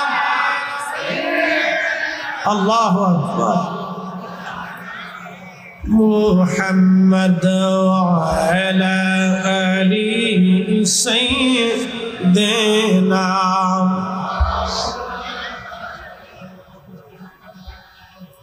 এই যে দুরূদ শরীফ পড়লেন, এই দুরূদ শরীফটা হলো এই আপনাদের পক্ষ থেকে আল্লাহ রসুলের জন্য হাদিয়া স্বরূপ। দুরূদ শরীফ পড়ার সাথে সাথে আর দেরি হয় নাই, সেকেন্ডের মধ্যে আমার নবীজির রওজা মুবারকে পৌঁছাই গেছে। ফেরেশতা বলে, হুজুর আব্দুল করিমের বেটা আব্দুর রহিম বাংলাদেশের কুমিল্লার বল্লভপুরের বাইতুন নূর জামে মসজিদের মাঠে বসে তারা ওয়াজ শুনতেছে। এই ওয়াজের মাঠে তারা আপনি নবীর শানে দুরূদ পাঠিয়েছে। আজকের মাহফিলের সংবাদটাও আমার রসুলে কারিমের দরবারে চলে গেল। এই জন্য আমরা সুন্নিরা মাঝে মধ্যে দুরূদ শরীফ আপনাদেরকে পড়াই। এই জন্য আবু বকর সিদ্দিক ফুরফুরাবি আল কুরাইশি রহমাতুল্লাহি আলাইহি দুরূদ শরীফ পড়ায় গেছেন। বসিরহাটি আল্লামা রুহুল আমিন বসিরহাটি রহমাতুল্লাহি আলাইহি মাহফিলের ভিতরে ভিতরে দুরূদ পড়াইতেন। হযরত শাহ সুফি ফতেহ আলী রসুলনামা রহমাতুল্লাহি আলাইহি মাহফিলে দুরূদ শরীফ পড়াইতেন। হযরতে মুজাদ্দিদ আল ফসানি সিরহিন্দির পর থেকে শাইখ আব্দুল হক মুহাদ্দিস দেহলভী রাহমাতুল্লাহি আলাইহি নবীর মিলাদের মাহফিল কায়েম করিয়া দুরূদ ও সালাম মিলাদ কিয়াম করাইতেন, দুরূদ ও সালাম পাঠ করাইতেন। কারণ এই দুরূদ সালাম যেখানে হয় আমার আল্লাহর পক্ষ থেকে নগদ নগদ রহমত আসে, বাকি ঝুঁকি কোনো কাজ নাই। দুরূদের হাদিয়া আল্লাহর উম্মত নগদ নগদ দেয়, আর আল্লাহর পক্ষ থেকে বান্দার জন্য নগদ নগদ আসে, এখানে কোনো বাকি ঝুঁকি না। আল্লাহু আকবার। ইয়া রাসূলুল্লাহ, ইয়া রাসূলুল্লাহ। দুরূদ নগদ নগদ। দুরূদ কি? নগদ নগদ। মদিনায় যায় কি? নগদ নগদ। মদিনার রওজা শরীফে পৌঁছায় যায় নগদ নগদ। এখানে কোনো বাকি নেই, সরাসরি কানেকশন রওজা শরীফের সাথে। দুরূদ শরীফের কানেকশন সরাসরি রওজা শরীফের সাথে। এই জন্য দুরূদ শরীফ বিনা ওযুতে পড়া যায় না, এই মাসালাও জেনে রাখবেন। দুরূদ শরীফ বিনা ওযুতে পড়া যায় না, পড়লে নেকি হয় না। বিনা ওযুতে দুরূদ হয় না, নাপাক অবস্থা তো প্রশ্নই আসে না। বিনা ওযুতে দুরূদ মঞ্জুর হয় না। এই জন্য ওযু অবস্থায় পবিত্র হালতে দুরূদ শরীফ যদি মদিনায় পৌঁছাইতে পারেন তো নগদ নগদ সরাসরি চলে যাবে। একসাথে বলবেন না মারহাবা। দুরূদ আপনি ছোট করে দেখতে পারেন, ভাববেন আমি যেটা পড়ছি এটা বেদাত, নতুন আবিষ্কার। তাহলে বলেন আল্লাহুম্মা কি আবিষ্কার করছে, সল্লে আলা কি আবিষ্কার করলো, সাইয়্যিদেনা মাওলানা মুহাম্মদ ওয়া আলা আলে সাইয়্যিদেনা মাওলানা মুহাম্মদ। এই শব্দগুলি বাংলার হুজুররা বানায় নাই, এটা মদিনা থেকেই আসছে। কি কথা কন না কেন? আল্লাহুম্মা কি আমরা বানাইছি? সাল্লি আলা কি আমরা বানাইছি? এটা মদিনার দেওয়া শব্দ, এটা আমাদের দেওয়া শব্দ না। শব্দ মদিনার দেওয়া। বাংলাদেশের আবু বকর সিদ্দিক ফুরফুরাবি বানায় নাই, মুজাদ্দিদ আল হোসেনি সেরহিন্দি বানায় নাই, শাইখ আব্দুল হক মুহাদ্দিস দেহলভী বানায় নাই, ফতে আলী রসুলনামা বানায় নাই, এটা ইমামে আল হযরত বানায় নাই, এটা কোনো আলেম বানায় নাই, কারামত আলী জোনপুরিও বানায় নাই। এটা মদিনার দেওয়া শব্দ। ঠিক। আল্লাহুম্মা সাল্লি আলা সাইয়্যিদিনা মাওলানা মুহাম্মদ, এটা আমাদের বানানো শব্দ না, এটা মদিনার দেওয়া শব্দ। বুঝতো? আল্লাহ আমাদেরকে শব্দগুলি বোঝার তৌফিক দিতে দাও। এই শব্দ দিয়ে দুরূদ পড়তে পারেন, সাল্লাল্লাহু আলাইহি ওয়াসাল্লাম, এই শব্দ দিয়েও পড়তে পারেন। বহু দুরূদ আছে। হাফেজ ইবনে কাইয়্যিম জালাউল আফহামের ভিতরে প্রায় 29 ধরনের দুরূদ লেখছে, আমার ঘরে আছে। ইবনে কাইয়্যিম জৌজি 29 প্রকারের দুরূদ লেখছে, 29 ধরনের। আল্লামা মুহাম্মদ ইবনে সুলাইমান জাজুলি লেখছেন 500 প্রকারের দুরূদ। সাথে বলবেন না মারহাবা? সব শব্দমালা মদিনার থেকে আসা। আপনি সুন্দর সুন্দর শব্দমালা দিয়ে আল্লাহ রসুলের শানে দুরূদ পড়তে পারেন। আচ্ছা, আমার দিকে তাকাবেন, একটু কথা শুনবেন। রসুলের সাহাবী হাসান বিন সাবিত, তিনি নবীর প্রশংসা করতেন আরবি শব্দমালা দিয়ে। ইন্নাকা ওয়ালিতা মুবাররান মিন কুল্লি আইব কান্নাকা কদ খুলিকতা কামা তাশা ওয়া দাম্মাল ইলাহু ইসমান নবী বিইসমিহি ইযা ক্বালা ফিল খামসিল মুআজ্জিন আশহাদ ওয়া শাক্কা লাহু লিয়ুযিল্লাহু ফাজুল আরশি মাহমুদুন ওয়া হাদা মুহাম্মদ সাল্লাল্লাহু আলাইহি ওয়াসাল্লাম। আচ্ছা, আমাদের দেশে অনেক ভাইরা বলে না যে তোমরা নবীজির নাম শুনে চুমা খাও, বলে যে নবীজির নাম শুনে যে চুমা খান, আল্লাহ বড় না নবী বড়? তো সবাই বলে আল্লাহ বড়। তাহলে আল্লাহর নাম শুনে কেন চুমা খান না? যুক্তিকতা আছে না? আমার এই ভাইয়ের যুক্তি সুন্দর। যুক্তি কি সুন্দর, আমি অসুন্দর বলতেছি। তিনি তিনার দৃষ্টিভঙ্গি থেকে যুক্তি দিতেই পারেন, তার দেওয়ার অধিকার আছে। আমি অধিকারকেও ক্ষুণ্ণ করতেছি, তার অধিকার আছে, তিনি দিতে পারেন। কিন্তু মূলত কি আমি আপনাদেরকে এখন বুঝাই, খুব মনোযোগ দেবেন। এই মাসালা অত্যন্ত সহজ এবং সুন্দর। আপনাদেরকে বলি যে আল্লাহ নাম বাদ দিয়ে আমরা রসুল নামে চুমা কেন খাই? কি কথা আছে না যে আল্লাহর নাম তো শ্রেষ্ঠ। শ্রেষ্ঠ কার নাম? আল্লাহর নাম শ্রেষ্ঠ না? আল্লাহর কত নাম আছে? আল্লাহ আছে, রহমান আছে, রহিম আছে, করিম আছে, সত্তার আছে, জব্বার আছে, খালিক আছে, বার আছে। আল্লাহর কত সুন্দর সুন্দর নাম আছে। আপনি এই নামে চুমা না খাইয়া রসুল নামে চুমা খান কারণ? কথা সুন্দর, আমার এই ভাইয়ের যুক্তিও সুন্দর। কিন্তু আজকে একটা কথা শুনে যায়, রসুল নামটা আসলো কোথা থেকে? এই কথাটা ভেঙে দিয়েছেন 1450 বছর আগে হাসান বিন সাবিত রাদিয়াল্লাহু আনহু হাজার হাজার সাহাবীদের মজলিসে, মসজিদে নববীতে মিম্বরে দাঁড়াইয়া বলতেন, ওয়া শাক্কা লাহু লিয়ুযিল্লাহু ফাজুল আরশি মাহমুদুন ওয়া হাযা মুহাম্মদ। হাসান বিন সাবিত ডেকে বলেন, ইয়া রাসূলুল্লাহ, আল্লাহ পাকের আরশের অধিপতি আমার মালিক আল্লাহর একটা নাম আছে মাহমুদ। মাহমুদ আল্লাহর একটা নাম আছে, সিফাতি নাম মাহমুদ। ওয়া শাক্কা লাহু লিয়ুযিল্লাহু ফাজুল আরশি মাহমুদুন, আল্লাহর একটা সিফাতি নাম আছে, আরশের অধিপতির নাম মাহমুদ। এই মাহমুদ শব্দ থেকে আপনি নবীর নাম রাখা হয়েছে ওয়া হাযা মুহাম্মদ, আল্লাহর নাম থেকে নবীর নাম রাখা হলো মুহাম্মদ। একবার জোরে বলা যাবে কি মারহাবা? উনি বলেন আল্লাহ নামে চুমা খাইলে, দুঃখিত, নবীর নামে চুমা খাইলে মূলত আল্লাহর নামে চুমা খাওয়া হয়। কি কথা কন না কেন, জোরে বলেন, কথা বুঝেন নাই? নবীর নাম কার নাম থেকে? আল্লাহ নাম থেকে। জোরে বলেন, নবীর নাম কার নাম থেকে? আল্লাহ নাম থেকে। তাহলে নবীর নামে চুমা লাগাইলে মূলত আল্লাহর নামে চুমা লাগানো হয়। একসাথে বলবেন আল্লাহু আকবার। আচ্ছা, মক্কার নাম কি? মক্কা। আগে নাম ছিল কি? বাক্কা। ইন্না আউওয়ালা বাইতিন উদিআ লিন-নাসি লাল্লাযী বিবাক্কা লাল্লাযী বিবাক্কাতাম মুবারাকান হুদাল লিল আলামিন।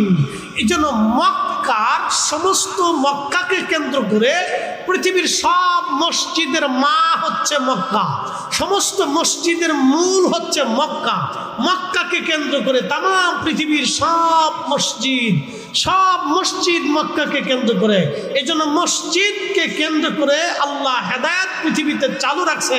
এই জন্য আপনার বাড়ি মসজিদ তৈরি করা মূলত মক্কার খেদমত করা, আপনার বাড়ির মসজিদকে সম্মান করা মূলত মক্কাকে সম্মান করা। এই জন্য খুদার ঘর মসজিদে আপনারা জুতা পাই দিয়ে যান না। মসজিদের সীমানা, যেখানে নামাজের সীমানা, এর ভিতরে আপনারা কখনো থুতু, পেশাব, পায়খানা, ময়লা আবর্জনা ফেলেন না। থাকলে নিজ হাত দিয়ে আপনারা পরিষ্কার করে নিয়ে আসেন। এমনকি হাজার কোটি টাকার মালিক হইলেও আল্লাহর ঘর নিজ হাতে পরিষ্কার করেন, কারণ তিনি জানেন এটা আল্লাহর ঘর। এটা পরিষ্কার করলে মূলত কাবাকে সম্মান করা হবে। আপনারা মসজিদকে সম্মান করলে মূলত কাবাকে সম্মান করা হবে। এমনকি আপনার বাড়ির দেওয়ালে কেউ থুতু ফেলাইলেও আল্লাহর ঘর মসজিদের দেওয়ালে কেউ থুতু ফেলায় না। মূলত মসজিদকে সম্মান করলে কাবাকে সম্মান করা হয়, কারণ সমস্ত মসজিদের মা হচ্ছে কাবা। আর আল্লাহ রসুলের নাম হচ্ছে মোহাম্মদ। মোহাম্মদ শব্দ থেকে, বাক্কা থেকে মক্কা বানানো হয়েছে। একসাথে বলা যাবে না মারহাবা? আর আল্লাহর নাম হচ্ছে মাহমুদ। এই সিফাতি নাম থেকে নবীজির নাম রাখা হয়েছে মোহাম্মদ। এই জন্য নবীর নামে চুমা লাগাইলে আল্লাহর নামে চুমা লাগানো হয়ে যায়। নবীকে তাজিম করলে আল্লাহকে তাজিম করা হয়ে যায়। কথা বুঝাইতে পারছি আপনাদেরকে? একবার সহজ। যদি না বুঝেন তাহলে আরেকটু আয়াতের মাধ্যমে বুঝাইতেছি। قل إن كنتم تحبون الله فاتبعوني أحببكم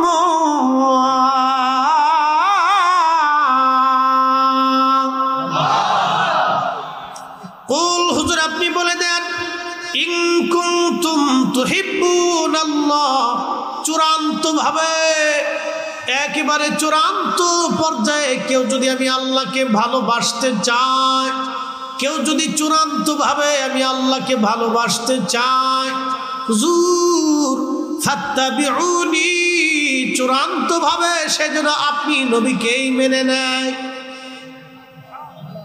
একসাথে বলেন আল্লাহু আকবার। কাকে মানতে হবে? জোরে বলেন, কাকে? নবীকে। ফাত্তাবিউনি, আপনি নবীকে মানতে হবে, নবী মানতে হবে। রসুল যা বলছেন তা মানতে হবে। নবী যেই কথা বলেছেন সেটা মানতে হবে। বলে কেমন? রসুল বলেন, আবু বকর, আমি এই হেরেম থেকে রওনা দিয়ে বোরাকের পিঠে চড়ে বাইতুল আকসাতে নামাজ পড়েছি। সব নবীরা আসছে, ইমামতি করে 2 রাকাত নামাজ পড়ি। ওখান থেকে আসমানে রওনা করেছি।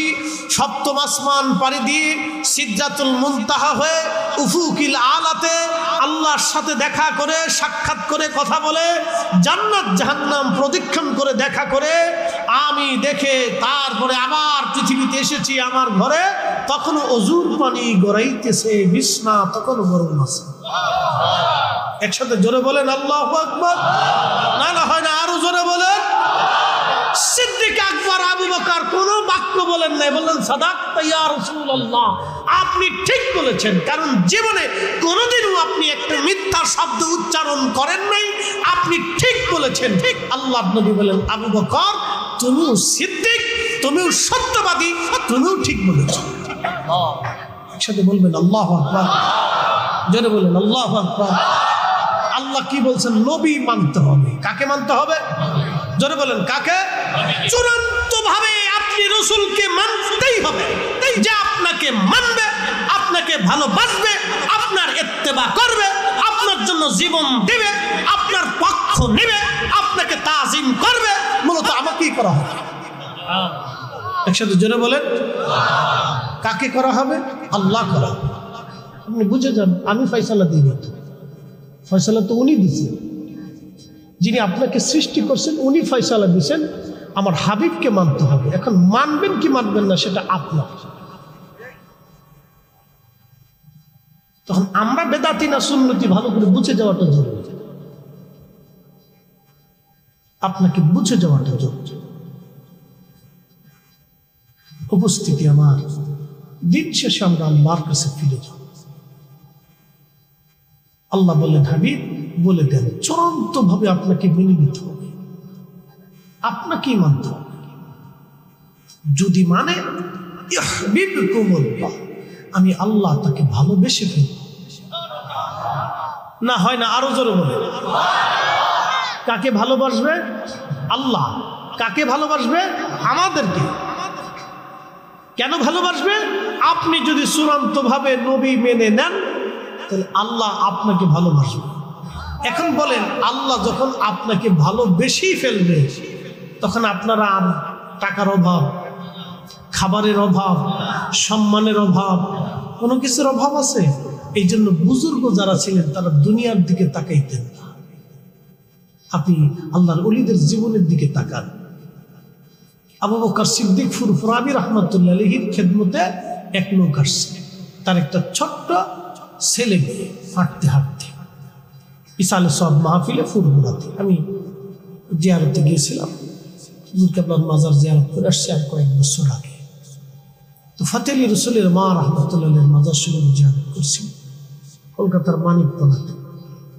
তো ওখান থেকে চিন্তা করলাম তো ফুরফুরা হুজুর শরীফ ঘুরে আসি, যা হোক ওইখান থেকে আমি ফুরফুরা শরীফ জিয়ারত করে এরপরে বাংলাদেশে আসছি।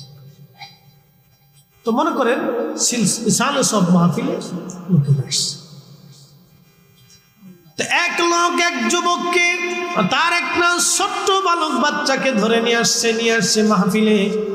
হুজুরের সামনে এসে বললেন, হুজুর আমার ছেলেটা বোবা, জন্মগতভাবে বোবা, কথা বলে না, আল্লাহর ওলির খেদমতে নিয়ে আসছি। কি বোবা? জন্মগত। কি গত? জন্মগত বোবা। তো হুজুরের কাছে নিয়ে আসছি, হুজুর দোয়া চাই। তা আল্লাহর ওলি বাচ্চার মুখের মধ্যে হাত দিয়ে চাপ দিয়ে হা করাই, কি যেন বললেন, ফু মারলেন। ফু মারার পরে বললেন, বেটা বলো আল্লাহু আকবার। ছেলেটা চিৎকার মেরে বলে উঠলো আল্লাহু আকবার। এক নম্বর, যারা বোবা তারা কানে শোনে না, ঠিক কিনা? এক নম্বর, যারা বোবা কানে শোনে, কথা বলে।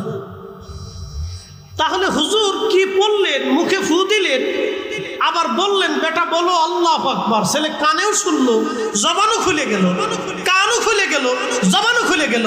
এটাই আল্লাহ যাকে ভালোবাসে সে যা বলে আল্লাহ সেটাই করে দেয়। কি কথা কর না কেন? আল্লাহ যাকে ভালোবাসে, ইয়া হাবিবুকুমুল্লাহ, হাবিব আপনি বলে দেন আমি আল্লাহ তাকে ভালোবাসবো। এই জন্য আমরা আকাবির যারা ছিলেন তাদের জিন্দেগিটাই ছিল রাসূলের গোলামির জন্য।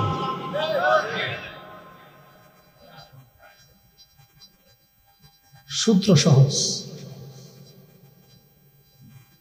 সূত্র একেবারে সহজ।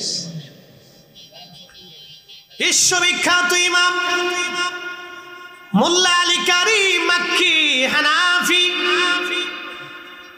তিনি মক্কাতুল মুকাররমায় বসে একখানা কিতাব লিখেছেন, আল মাউরিদুর রাবি ফি মাউলিদিন নবী সাল্লাল্লাহু আলাইহি সাল্লাম। কিতাবের মধ্যে তিনি একটা ঘটনা লেখেন।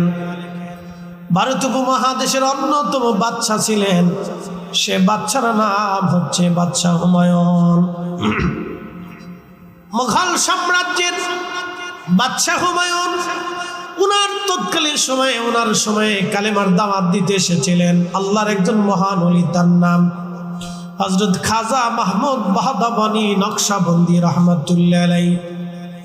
খাজা মাহমুদ বাহদাবানী নকশবন্দি রাহমাতুল্লাহ আলাইহি তিনি কালেমার দাওয়াত দেওয়ার জন্য ভারতবর্ষে এসে গেলেন। বাদশা হুমায়ুন জানলেন অনেক বড় বুজুর্গ সুদূর উজবেক থেকে আফগান থেকে এসেছেন কালেমার দাওয়াত দেওয়ার জন্যে।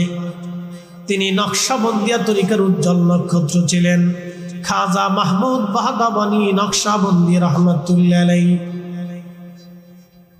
ঠিক ওই সময়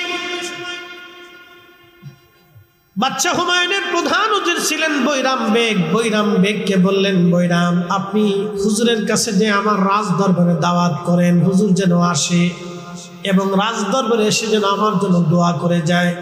মোল্লা আলী কারি মাক্কি 450 বছর আগে আল মাউরিদের মধ্যে তিনি লেখেন, মাহমুদ বাহদাওয়ানির দরবারে বৈরাম বেগ নিজে গেলেন, হুজুর বাদশাহ হুমায়ুন তার রাজ দরবারে আপনাকে দাওয়াত করেছেন, হুজুর যেন দাওয়াত কবুল করে নেন।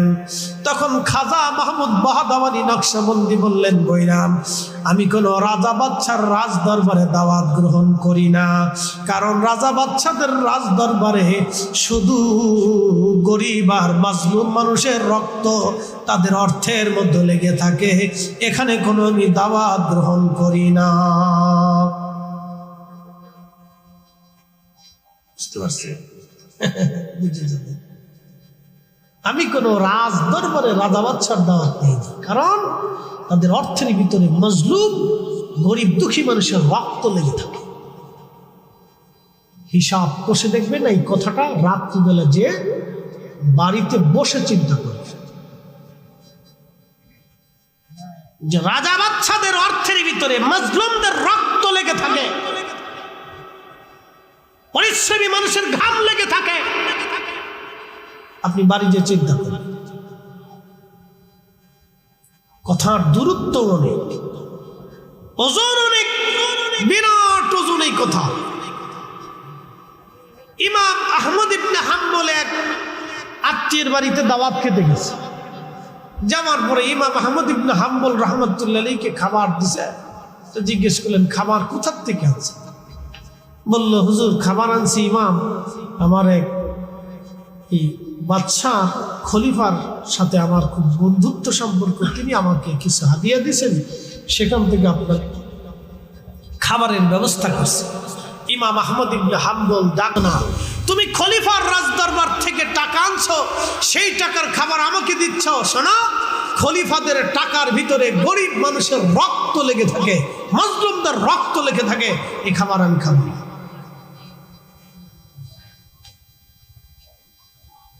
এই জন্য আল্লাহর নবী ওনার সাথে 80 বার স্বপ্নে দেখা করে গেছে।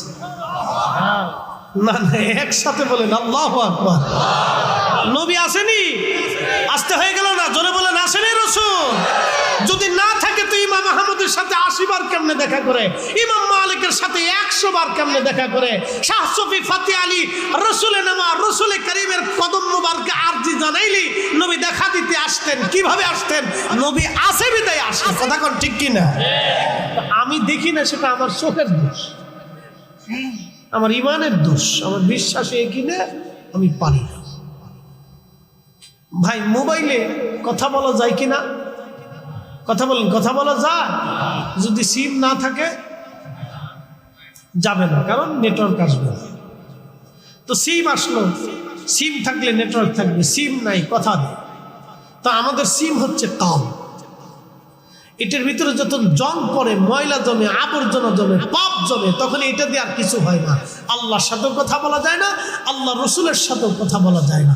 এই জন্য আমাদের কাল নষ্ট করে ফেলছে। কথা ঠিক কিনা? এই জন্য আউলিয়া ইকরাম কালকে জিন্দা করতেন, সিম জিন্দা করতেন। এটা এটা এটা এই জন্য মুরাকাবায় বলে দিতেন, ও ওখানে আসছে। মুরাকাবায় বলে আল্লাহর সাথে কথা বলতেন, আল্লাহর পক্ষ থেকে মেসেজ আসতো, মেসেজ কালবে মেসেজ আসতো। বল্লভপুরবাসী মনোযোগ দিবেন, খাজা মাহমুদ বাহদাবানি নকশবন্দি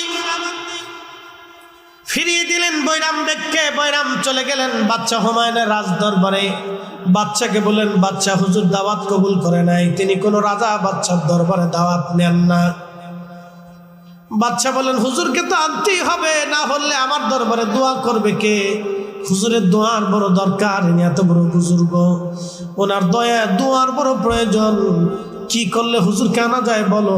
বলে, আমি যাই হুজুরকে জিজ্ঞাসা করি কি করলে হুজুর আসবে। হুজুর গেলেন, বইরাম আবার গেলেন হুজুরের খেদমতে। হুজুর, বাদশার দোয়ার বড় প্রয়োজন, তিনি বিনয়ের সাথে আপনাকে বলেছেন কি করলে আপনি বাদশার দরবারে দোয়া করতে যাবেন।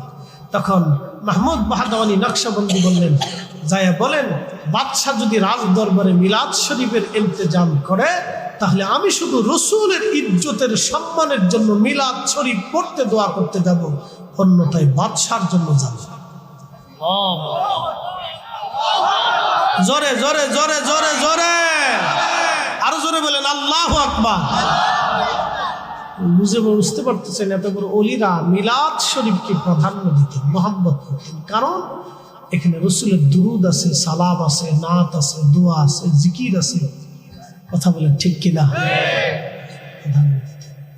আপনার কাছে খারাপ লাগতে পারে, ওটা দিয়ে আমাদের চলে না, ওটা দিয়ে আমরা চলি না, ওটা দিয়ে আমাদের চলে না। আপনার কাছে খারাপ লাগলে লাগতে পারে, সবই যে ভালো লাগবে তা তো কোনো কথা না।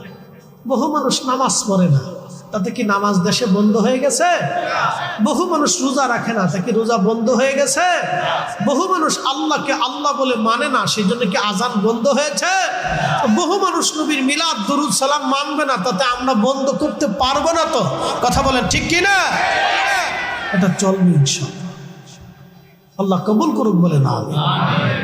বলে হুজুর কেন চালাবেন? বলে দিয়েছে এই জন্যই চালাব, কারণ জমিন কার? একসাথে বলেন, জমিন কার? আসমান কার? এখানে আইন চলে কার? সূর্য কার আইন মানে? জমিন কার আইন মানে? এই বাতাস কার আইন মানে? এই যে শীত আসতেছে, এই আবহাওয়া শীত কার আইন মানে? কুত্তা বিলি ছাগল সব পশু পাখিরা কার আইন মানে? সব সৃষ্টি আল্লাহর আইন মানে। আল্লাহ নিজে কোরআনে বলছেন সাল্লু সাল্লু, তোমরাও দুরূদ চালাইতে থাকো, সাল্লু আলাইহি ওয়া সাল্লিমু তাসলিমা, তোমরাও আমার রাসূলের শানে দুরূদ চালাইতে থাকো। এই জন্য আল্লাহর আইনে আমরাও দুরূদ চালাইতেই থাকবো। এই জন্য ঘরে ঘরে নবীর দুরূদ মিলাদ চালু করার দরকার। কথা কোন ঠিক কিনা? কার আইনে? একসাথে বলেন, কার আইনে? আল্লাহর আইনে চালানোর দরকার। বাস এক কথাই শেষ। আমরা কারো আইনে চালানোর দরকার নতুন, আল্লাহ চালাইতে বলছেন, এই জন্য চালাইতেই থাকবে। কথা কি বুঝাইতে পারছি আপনাদের? আল্লাহ কবুল করুক বলে না। এবার দুরূদের একটা ফজিলতের কথা বলে শেষের দিকে চলে গেল। বিশ্ববিখ্যাত ওলি হযরতে মুহাম্মদ ইবনে সুলাইমান জাসুরি, তিনি ইন্তেকাল করলেন। 70 বছর পরে ওনার কবর ভেঙে গেল, অথবা ওনার দেশের বাদশাহ কবর সরানোর জন্য 70 বছর পরে, অ্যাটেনশন মনোযোগ দেন, কত বছর?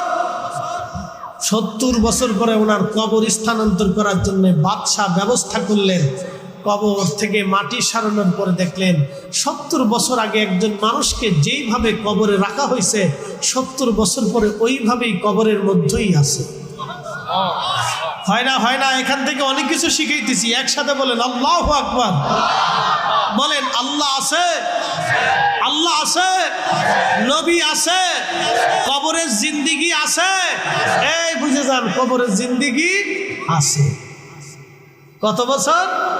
70 বছর কবরের ভিতরে একই রকম, একটা চুল পরে নাই, দাড়ি পরে নাই, মোছ পরে নাই, চুল পাকে নাই, ত্বক নষ্ট হয় নাই, ঠোঁট পচে যায় নাই, চোখ নষ্ট হয় নাই, ভুরু নষ্ট হয় নাই, চোখের পাতা নষ্ট হয় নাই, এমনকি শরীরের ত্বকে দাগ পরে নাই, কাফনের কাপড় পর্যন্ত ময়লা হয় নাই। কারণ কি? 70 বছর পর্যন্ত একই রকম কবরের ভিতরে ব্লাড সার্কুলেশন তখনও চলতেছে, রক্ত সঞ্চালন চলতেছে, শরীর তখনও গরম। মানুষ মারা গেলে শরীর ঠান্ডা হয় বলে, কারণ কি? রক্ত চলাচল বন্ধ হয়ে যায়, রক্ত ঠান্ডা হয়ে যায়, শরীর ঠান্ডা হয়ে যায়। তো 70 বছর পর্যন্ত কবরের ভিতরে ওনার রক্ত সঞ্চালন তখনও আছে। তিনি আশির রাসূল মুহাম্মদ ইবনে সুলাইমান জাসুরি আজ থেকে 800 বছর আগে মরক্কোকে কালেমার দাওয়াত যখন দিলেন, তখন শাহজালাল ইয়ামানি মুজাদ্দিদ বাংলায় কালেমার দাওয়াত দিচ্ছিলেন। দুইজন দুই প্রান্তে।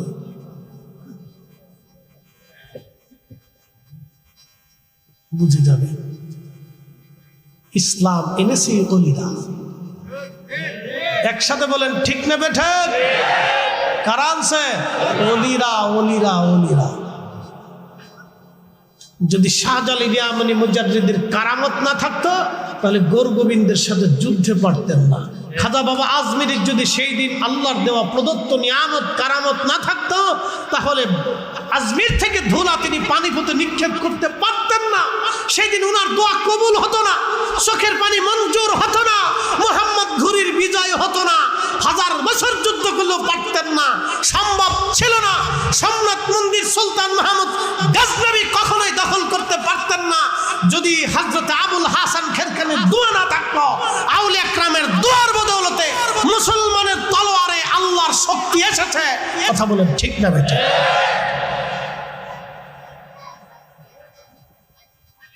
আজকে ভাইরা আউলিয়া একরাম রমাদানকে খুব তুচ্ছ মনে করে, ভাবে যে আমরাই অনেক কিছু করে ফেলছি, কিচ্ছু পারেন নাই।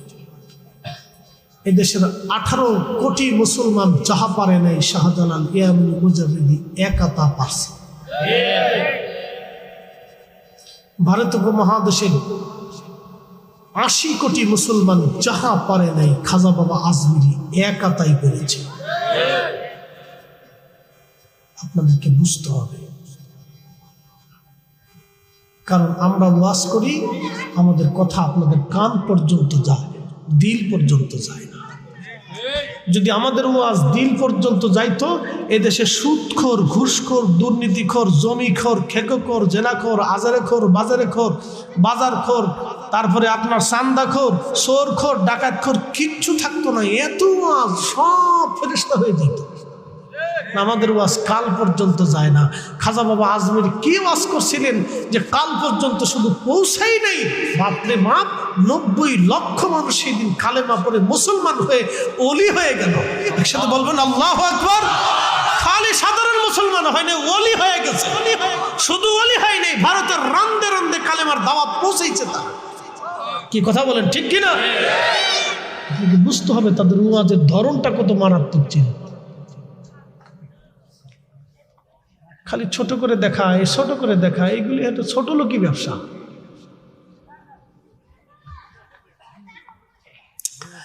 প্রিয় উপস্থিতি, খুব মনোযোগ দিবেন। মুহাম্মদ ইবনে সুলাইমান জাসুলি রাহমাতুল্লাহি আলাইহি বর্তমান পৃথিবীর একটা আফ্রিকান দেশের নাম মরক্কোতে তিনি গেলেন কালেমার দাওয়াত দেওয়ার জন্যে। যাচ্ছেন, বারবার নামক এলাকা মরু অঞ্চল পথ অতিক্রম করতেছিলেন। পানি শেষ হয়ে গেল। জোহরের নামাজের সময় ওযু করবেন, নামাজ পড়বেন, মরুভূমির ভিতরেই তিনি নামাজ পড়বেন। চিন্তায় পড়ে গেলেন পানি নাই। ওযু করব, তায়াম্মুম তো করা যাবে বটে, কিন্তু শরীয়তের মাসালা পানি না পাইলে আগে তায়াম্মুম করার জন্য মাটি দিয়ে তায়াম্মুম করা যাবে, কিন্তু আগে পানি অনুসন্ধান করা লাগবে। আপনি তায়াম্মুম করতে পারবেন, কিন্তু যত সময় পানি ব্যবহার করতে পারবেন তত সময় তায়াম্মুম হবে না। এমন একটা স্থানে গেলেন, পানি নেই, তো আপনাকে খুঁজতে হবে পানি পাওয়া যায় কিনা, চেষ্টা দিয়ে। যদি পানি না পান তখন তায়াম্মুম করতে পারবেন। তো মুহাম্মদ ইবনে সুলাইমান জাসুলি রাহমাতুল্লাহি আলাইহি তিনি বারবার মরুভূমির ভিতরে পানি খুঁজতেছে, দেখি কোথাও কোনো নিদর্শন পাওয়া যায় কিনা। তো দৌড়াইতে দৌড়াইতে, হাঁটতে হাঁটতে হাঁটতে হাঁটতে লক্ষ্য করলেন বহু দূরে জঙ্গল দেখা যায়। চিন্তা করলেন জঙ্গল যেহেতু আছে অবশ্যই পানিও আছে, কারণ গাছ তো আর পানি ছাড়া বাঁচতে পারে না। পাখিও আছে, যেহেতু পাখি আছে তাহলে পাখি তো পানি ছাড়া বাঁচে না, অবশ্যই পানিও কোথাও না কোথাও আছে। সুদূর মরুভূমির পথ অতিক্রম করে সুলাইমান জাসুলি পানির জন্য তিনি রওনা করলেন। যেতে যেতে যেতে যেতে ওই জঙ্গলের মধ্যে তিনি লক্ষ্য করলেন, ভিতরে ঢুকে লক্ষ্য করলেন গাছের নিচে একটা ছোট্ট কুড়ে ঘর। কুড়ে ঘরের পাশে দাঁড়ায় ডাক দিলেন, কেউ কি আছো?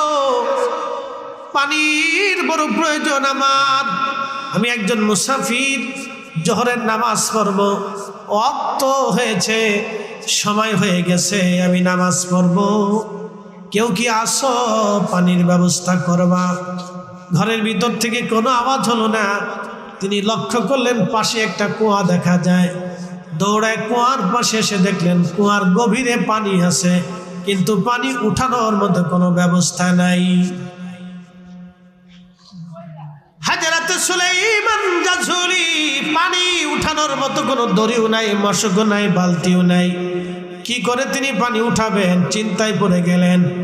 একবার দৌড়াইয়া ঘরের কাছে আসে, আবার কুয়ার পাশে যায়, আবার জঙ্গলের মধ্যে আশেপাশে তালাশ করে, কোথাও কোনো ব্যবস্থা নাই। সুলাইমান জাযুলি বারবার ঘোরাফেরা করে, কোথাও কোনো দড়ি নেই, মশক নাই, কি করে পানি উঠাবে সে? চিন্তায় পড়ে গেলেন। ঠিক এমন সময় তিনি লক্ষ্য করলেন কুয়ার দূরে দাঁড়াইয়া একটা ছোট্ট মেয়ে মুস্কি মুস্কি মুস্কি মুস্কি আসে। ডাক দিয়ে বলেন, মা রে তুমি কেন হাসো? দড়ি মশক কি তুমি সামলে রাখছো নি? ডাক দিয়ে বলতেছি, হুজুর আপনার নাম কি? বলে, আমার নাম মুহাম্মদ ইবনে সুলাইমান জাযুলি। বলে, হুজুর কেন দৌড়ান? বলে, মারে পানি উঠাবো, উযু করব। তুমি কি রশি সামলাইছো? কেন মুস্কি মুস্কি আসো? মেয়েটা ডাক দে বলে, হুজুর আপনার নাম শুনেছি, আপনি মস্ত বড় মুহাদ্দিস, তবে হুজুর বলে যান দরিয়ার মশক ছাড়া কি পানি উঠানো যায় না? দড়ি মশক ছাড়া কি পানি উঠানো যায় না? মেয়েটার দিকে তাকে বলেন, মা বলো কি? দড়ি মশক ছাড়া আমি কি করে পানির নিচ থেকে, কুয়ার ভিতর থেকে পানি উঠাবো বলো? বলো, হুজুর দাঁড়ান আমি উঠাচ্ছি। মেয়েটা কুয়ার পাশে গেল, কি যেন পড়তে লাগলো আর থুতু মারতে লাগলো। কিছু সময় পরে সুলাইমান জাযুলি দেখলেন পানি উঠে উঠে উঠে উঠে উঠে উঠে একেবারে কুয়া পরিপূর্ণ হয়ে গেছে। আর একটু জোরে বলবেন আল্লাহু আকবার। বলেন, আল্লাহ আছে? আল্লাহ আছে? ইসলাম সত্য? এগুলির থেকে প্রমাণ বুঝে যাবেন দ্বীন সত্য। সুলাইমান জাযুলি আশ্চর্য হয়ে গেলেন, এটা কি করে সম্ভব? জীবনে এত বিদ্যা শিখলাম, তো এই বিদ্যা তো শিখলাম।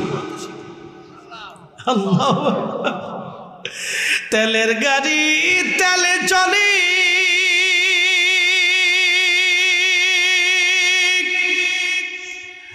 হাওয়ার গাড়ি হাওয়ায় উড়ে, বিনা তেলে চালায় গাড়ি নবী সুলাইমান। আমরা সেই মুসলমান, আমরা সেই মুসলমান।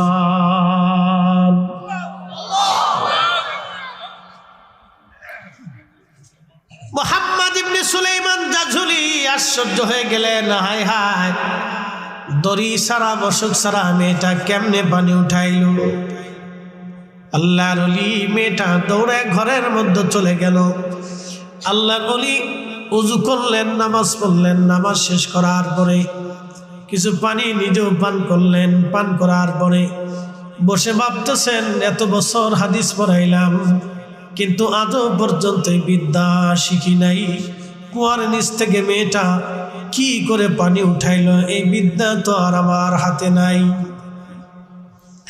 হেঁটে হেঁটে করে ঘরে দরজার সামনে দাঁড়ায় ডাকে, মা ও মা দরজা খোলো মা, আমি মুহাম্মদ ইবনে সুলাইমান জাযুলি আসছি রে মা, দরজা খোলো মা, দরজা খোলো। মারে দরজা খোলো, আমি তোমার কাছে আসছি রে মা। কেন আসছেন হুজুর? দরজা খোলা যাবে না, আপনি চলে যান। ছোট্ট মেয়েটা বলতেছে, আপনি চলে যান, দরজা খোলা যাবে না, নিষেধ আছে। বলতেছে, মা রে তুমি যেই কালাম করে কুয়ার নিচ থেকে পানি উঠে আজকে আমার উযু করাইলা, নামাজ পড়াইলা, পানি পান করাইলা রে মা, ওই কালামের মালিকের দোহাই দিয়ে বলতেছি তুমি দরজাটা খোলো মা, তোমার সাথে দুটি কালাম করে বাক্য বিনিময় করে চলে যাব। মেয়েটা দরজা খুলে বলল, হুজুর এমন একজনের দোহাই দিছেন যে দরজা না খুলে পারলাম না। কি চান আপনি? একসাথে বলেন আল্লাহু আকবার। কি চান? বলে মারে ওই দোয়াটা আমাকে শিখিয়ে দিয়ে দাও। দোয়াটা কি? বলে হুজুর দোয়া হচ্ছে আল্লাহর নবীর দুরূদ শরীফ। একসাথে বলে হুজুর গাউসে পাক মহিউদ্দিন আব্দুল কাদের জিলানী রাহিমাহুল্লাহ, আল্লাহু আকবার, সেরুর আসরার একটা দুরূদ লেখছেন। এই দুরূদটা হতে পারে আমি জানি না, তো মনোযোগ দিয়ে। তো বলতেছে মা দুরূদ শরীফটা তুমি আমাকে শিখাই দাও। বলে হুজুর ক্ষমা করবেন, আল্লাহ রসুলের পক্ষ থেকে এটা কাউকে তার অনুমতি ছাড়া শিখানোটা অনুমতি নাই। বলে মা তোমার সাথে রসুলের কথা হয়? স্বপ্নে দেখা হয়। আমাদের দেশের যত বেডি সব হলো ফুচকা খাওয়া বেডি।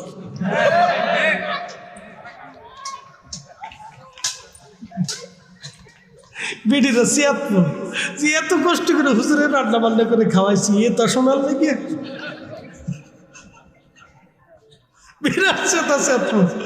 যে এত কষ্ট করে হুজুরে খাওয়াইলাম, এ তোর লেগে আপনারা ফুচকা খাওয়ার দল বানাই দিল।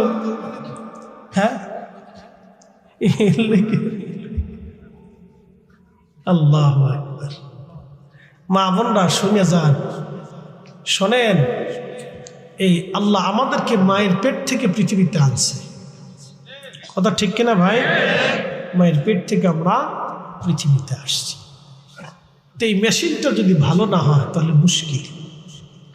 এই মেশিনটা যতদিন ভালো থাকবে ততদিন এই উম্মতের ভিতরে এই অরিজিনাল ব্যক্তি পৃথিবীতে আসবে। তো মনোযোগ দেন।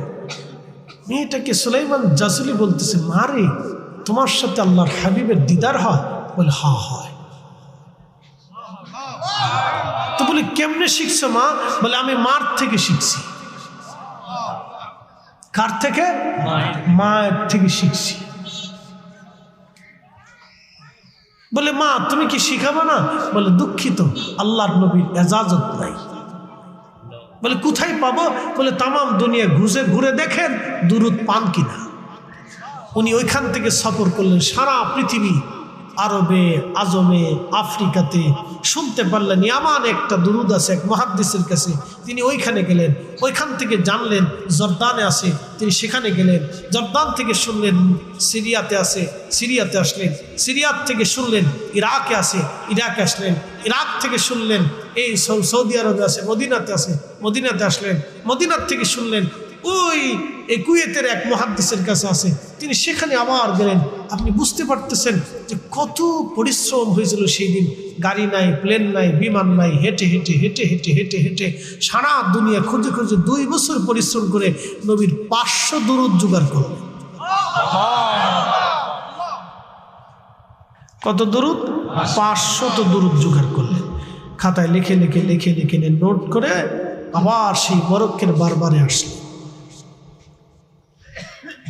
এসে মেয়েটাকে বললেন মা আমি খাতার মধ্যে কাগজের মধ্যে লিখে দিয়েছি, আমি সারা দুনিয়া ঘুরে ঘুরে 2 বছর পরিশ্রম করে আল্লাহ নবীর 500 দুরূদ জোগাড় করেছি রে মা। এই দুরূদের মধ্যে তোমাকে নবীর জির দেওয়া সেই দুরূদ শরীফটা আছে কিনা একটা বার তুমি কলম দিয়ে দাগায় দাও। আল্লাহ নবীর আশিক ওই আফ্রিকান মরক্কান মেয়েটা, তিনি হযরত মুহাম্মদ ইবনে সুলাইমান জাসুলির ওই রিসালাখানা পড়ার পরে বললেন হুজুর এই 500 দুরূদের মধ্যে আমার নবীর দেওয়া দুরূদ শরীফটা লেখা আছে। বলে হুজুর এই 500 দুরূদের ভিতরে আমার রাসূলের দেওয়া দুরূদ শরীফ লেখা আছে। বলে মা ছোট্ট করে নিচে একটু দাগ দিয়ে দাও। বলে হুজুর ক্ষমা করবেন, আপনার জন্য আমার বড় মায়া হয়, কিন্তু এই দুরূদ শরীফ আমাকে দেওয়া বলে দেওয়াটা আমার নবীর পক্ষ থেকে ইজাজত নাই, যেহেতু হুকুম নাই অতএব আমি লিখে দিতে পারবো না। বলে মারে তাহলে এই দুরূদের ফজিলত থেকে কি আমি বঞ্চিত হব? বলে হুজুর বঞ্চিত হবেন না। আপনি প্রত্যেক দিন আপনি রিসালাটা একবার করে তেলাওয়াত করবেন, তাহলে আমার নবীর দেওয়া ওই দুরুদের বরকত আপনার আমলনামায় এসে যাবে। একবার জোরে বলা যাবে কি মারহাবা। আল্লাহুম্মা সাল্লি আলা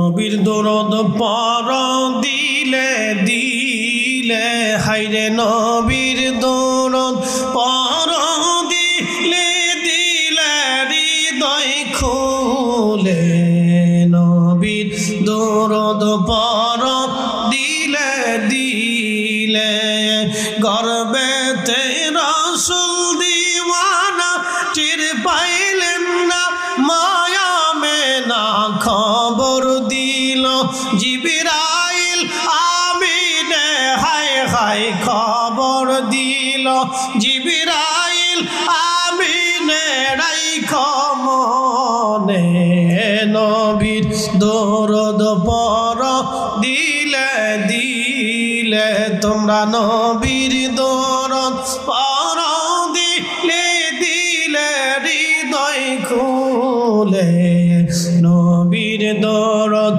পর দিলে দিলে। বুঝতে পারতেছেন, তিনি ইন্তেকাল করলেন 70 বছর পরে, কবরে যেমনে ওইরকমই। আরেকটু জোরে বলবেন আল্লাহু আকবার। কত বছর? এটা ইসলাম, এটা মুসলমান, এটা আমাদের নবী। বলে হুজুর এত মর্যাদা কেন? বলে দিই, আপনাদের বিয়ে করার সময় দেনমোহর হয় কিনা? মেয়েদেরকে ছেলেদেরকে বিয়ে দেওয়ার সময় দেনমোহরের ধার্য হয় কিনা? হয়। কিন্তু আমাদের আদি পিতা যিনি, তিনাদের বিয়েতে কোনো দেনমোহর টাকা পয়সা হয়েছে না।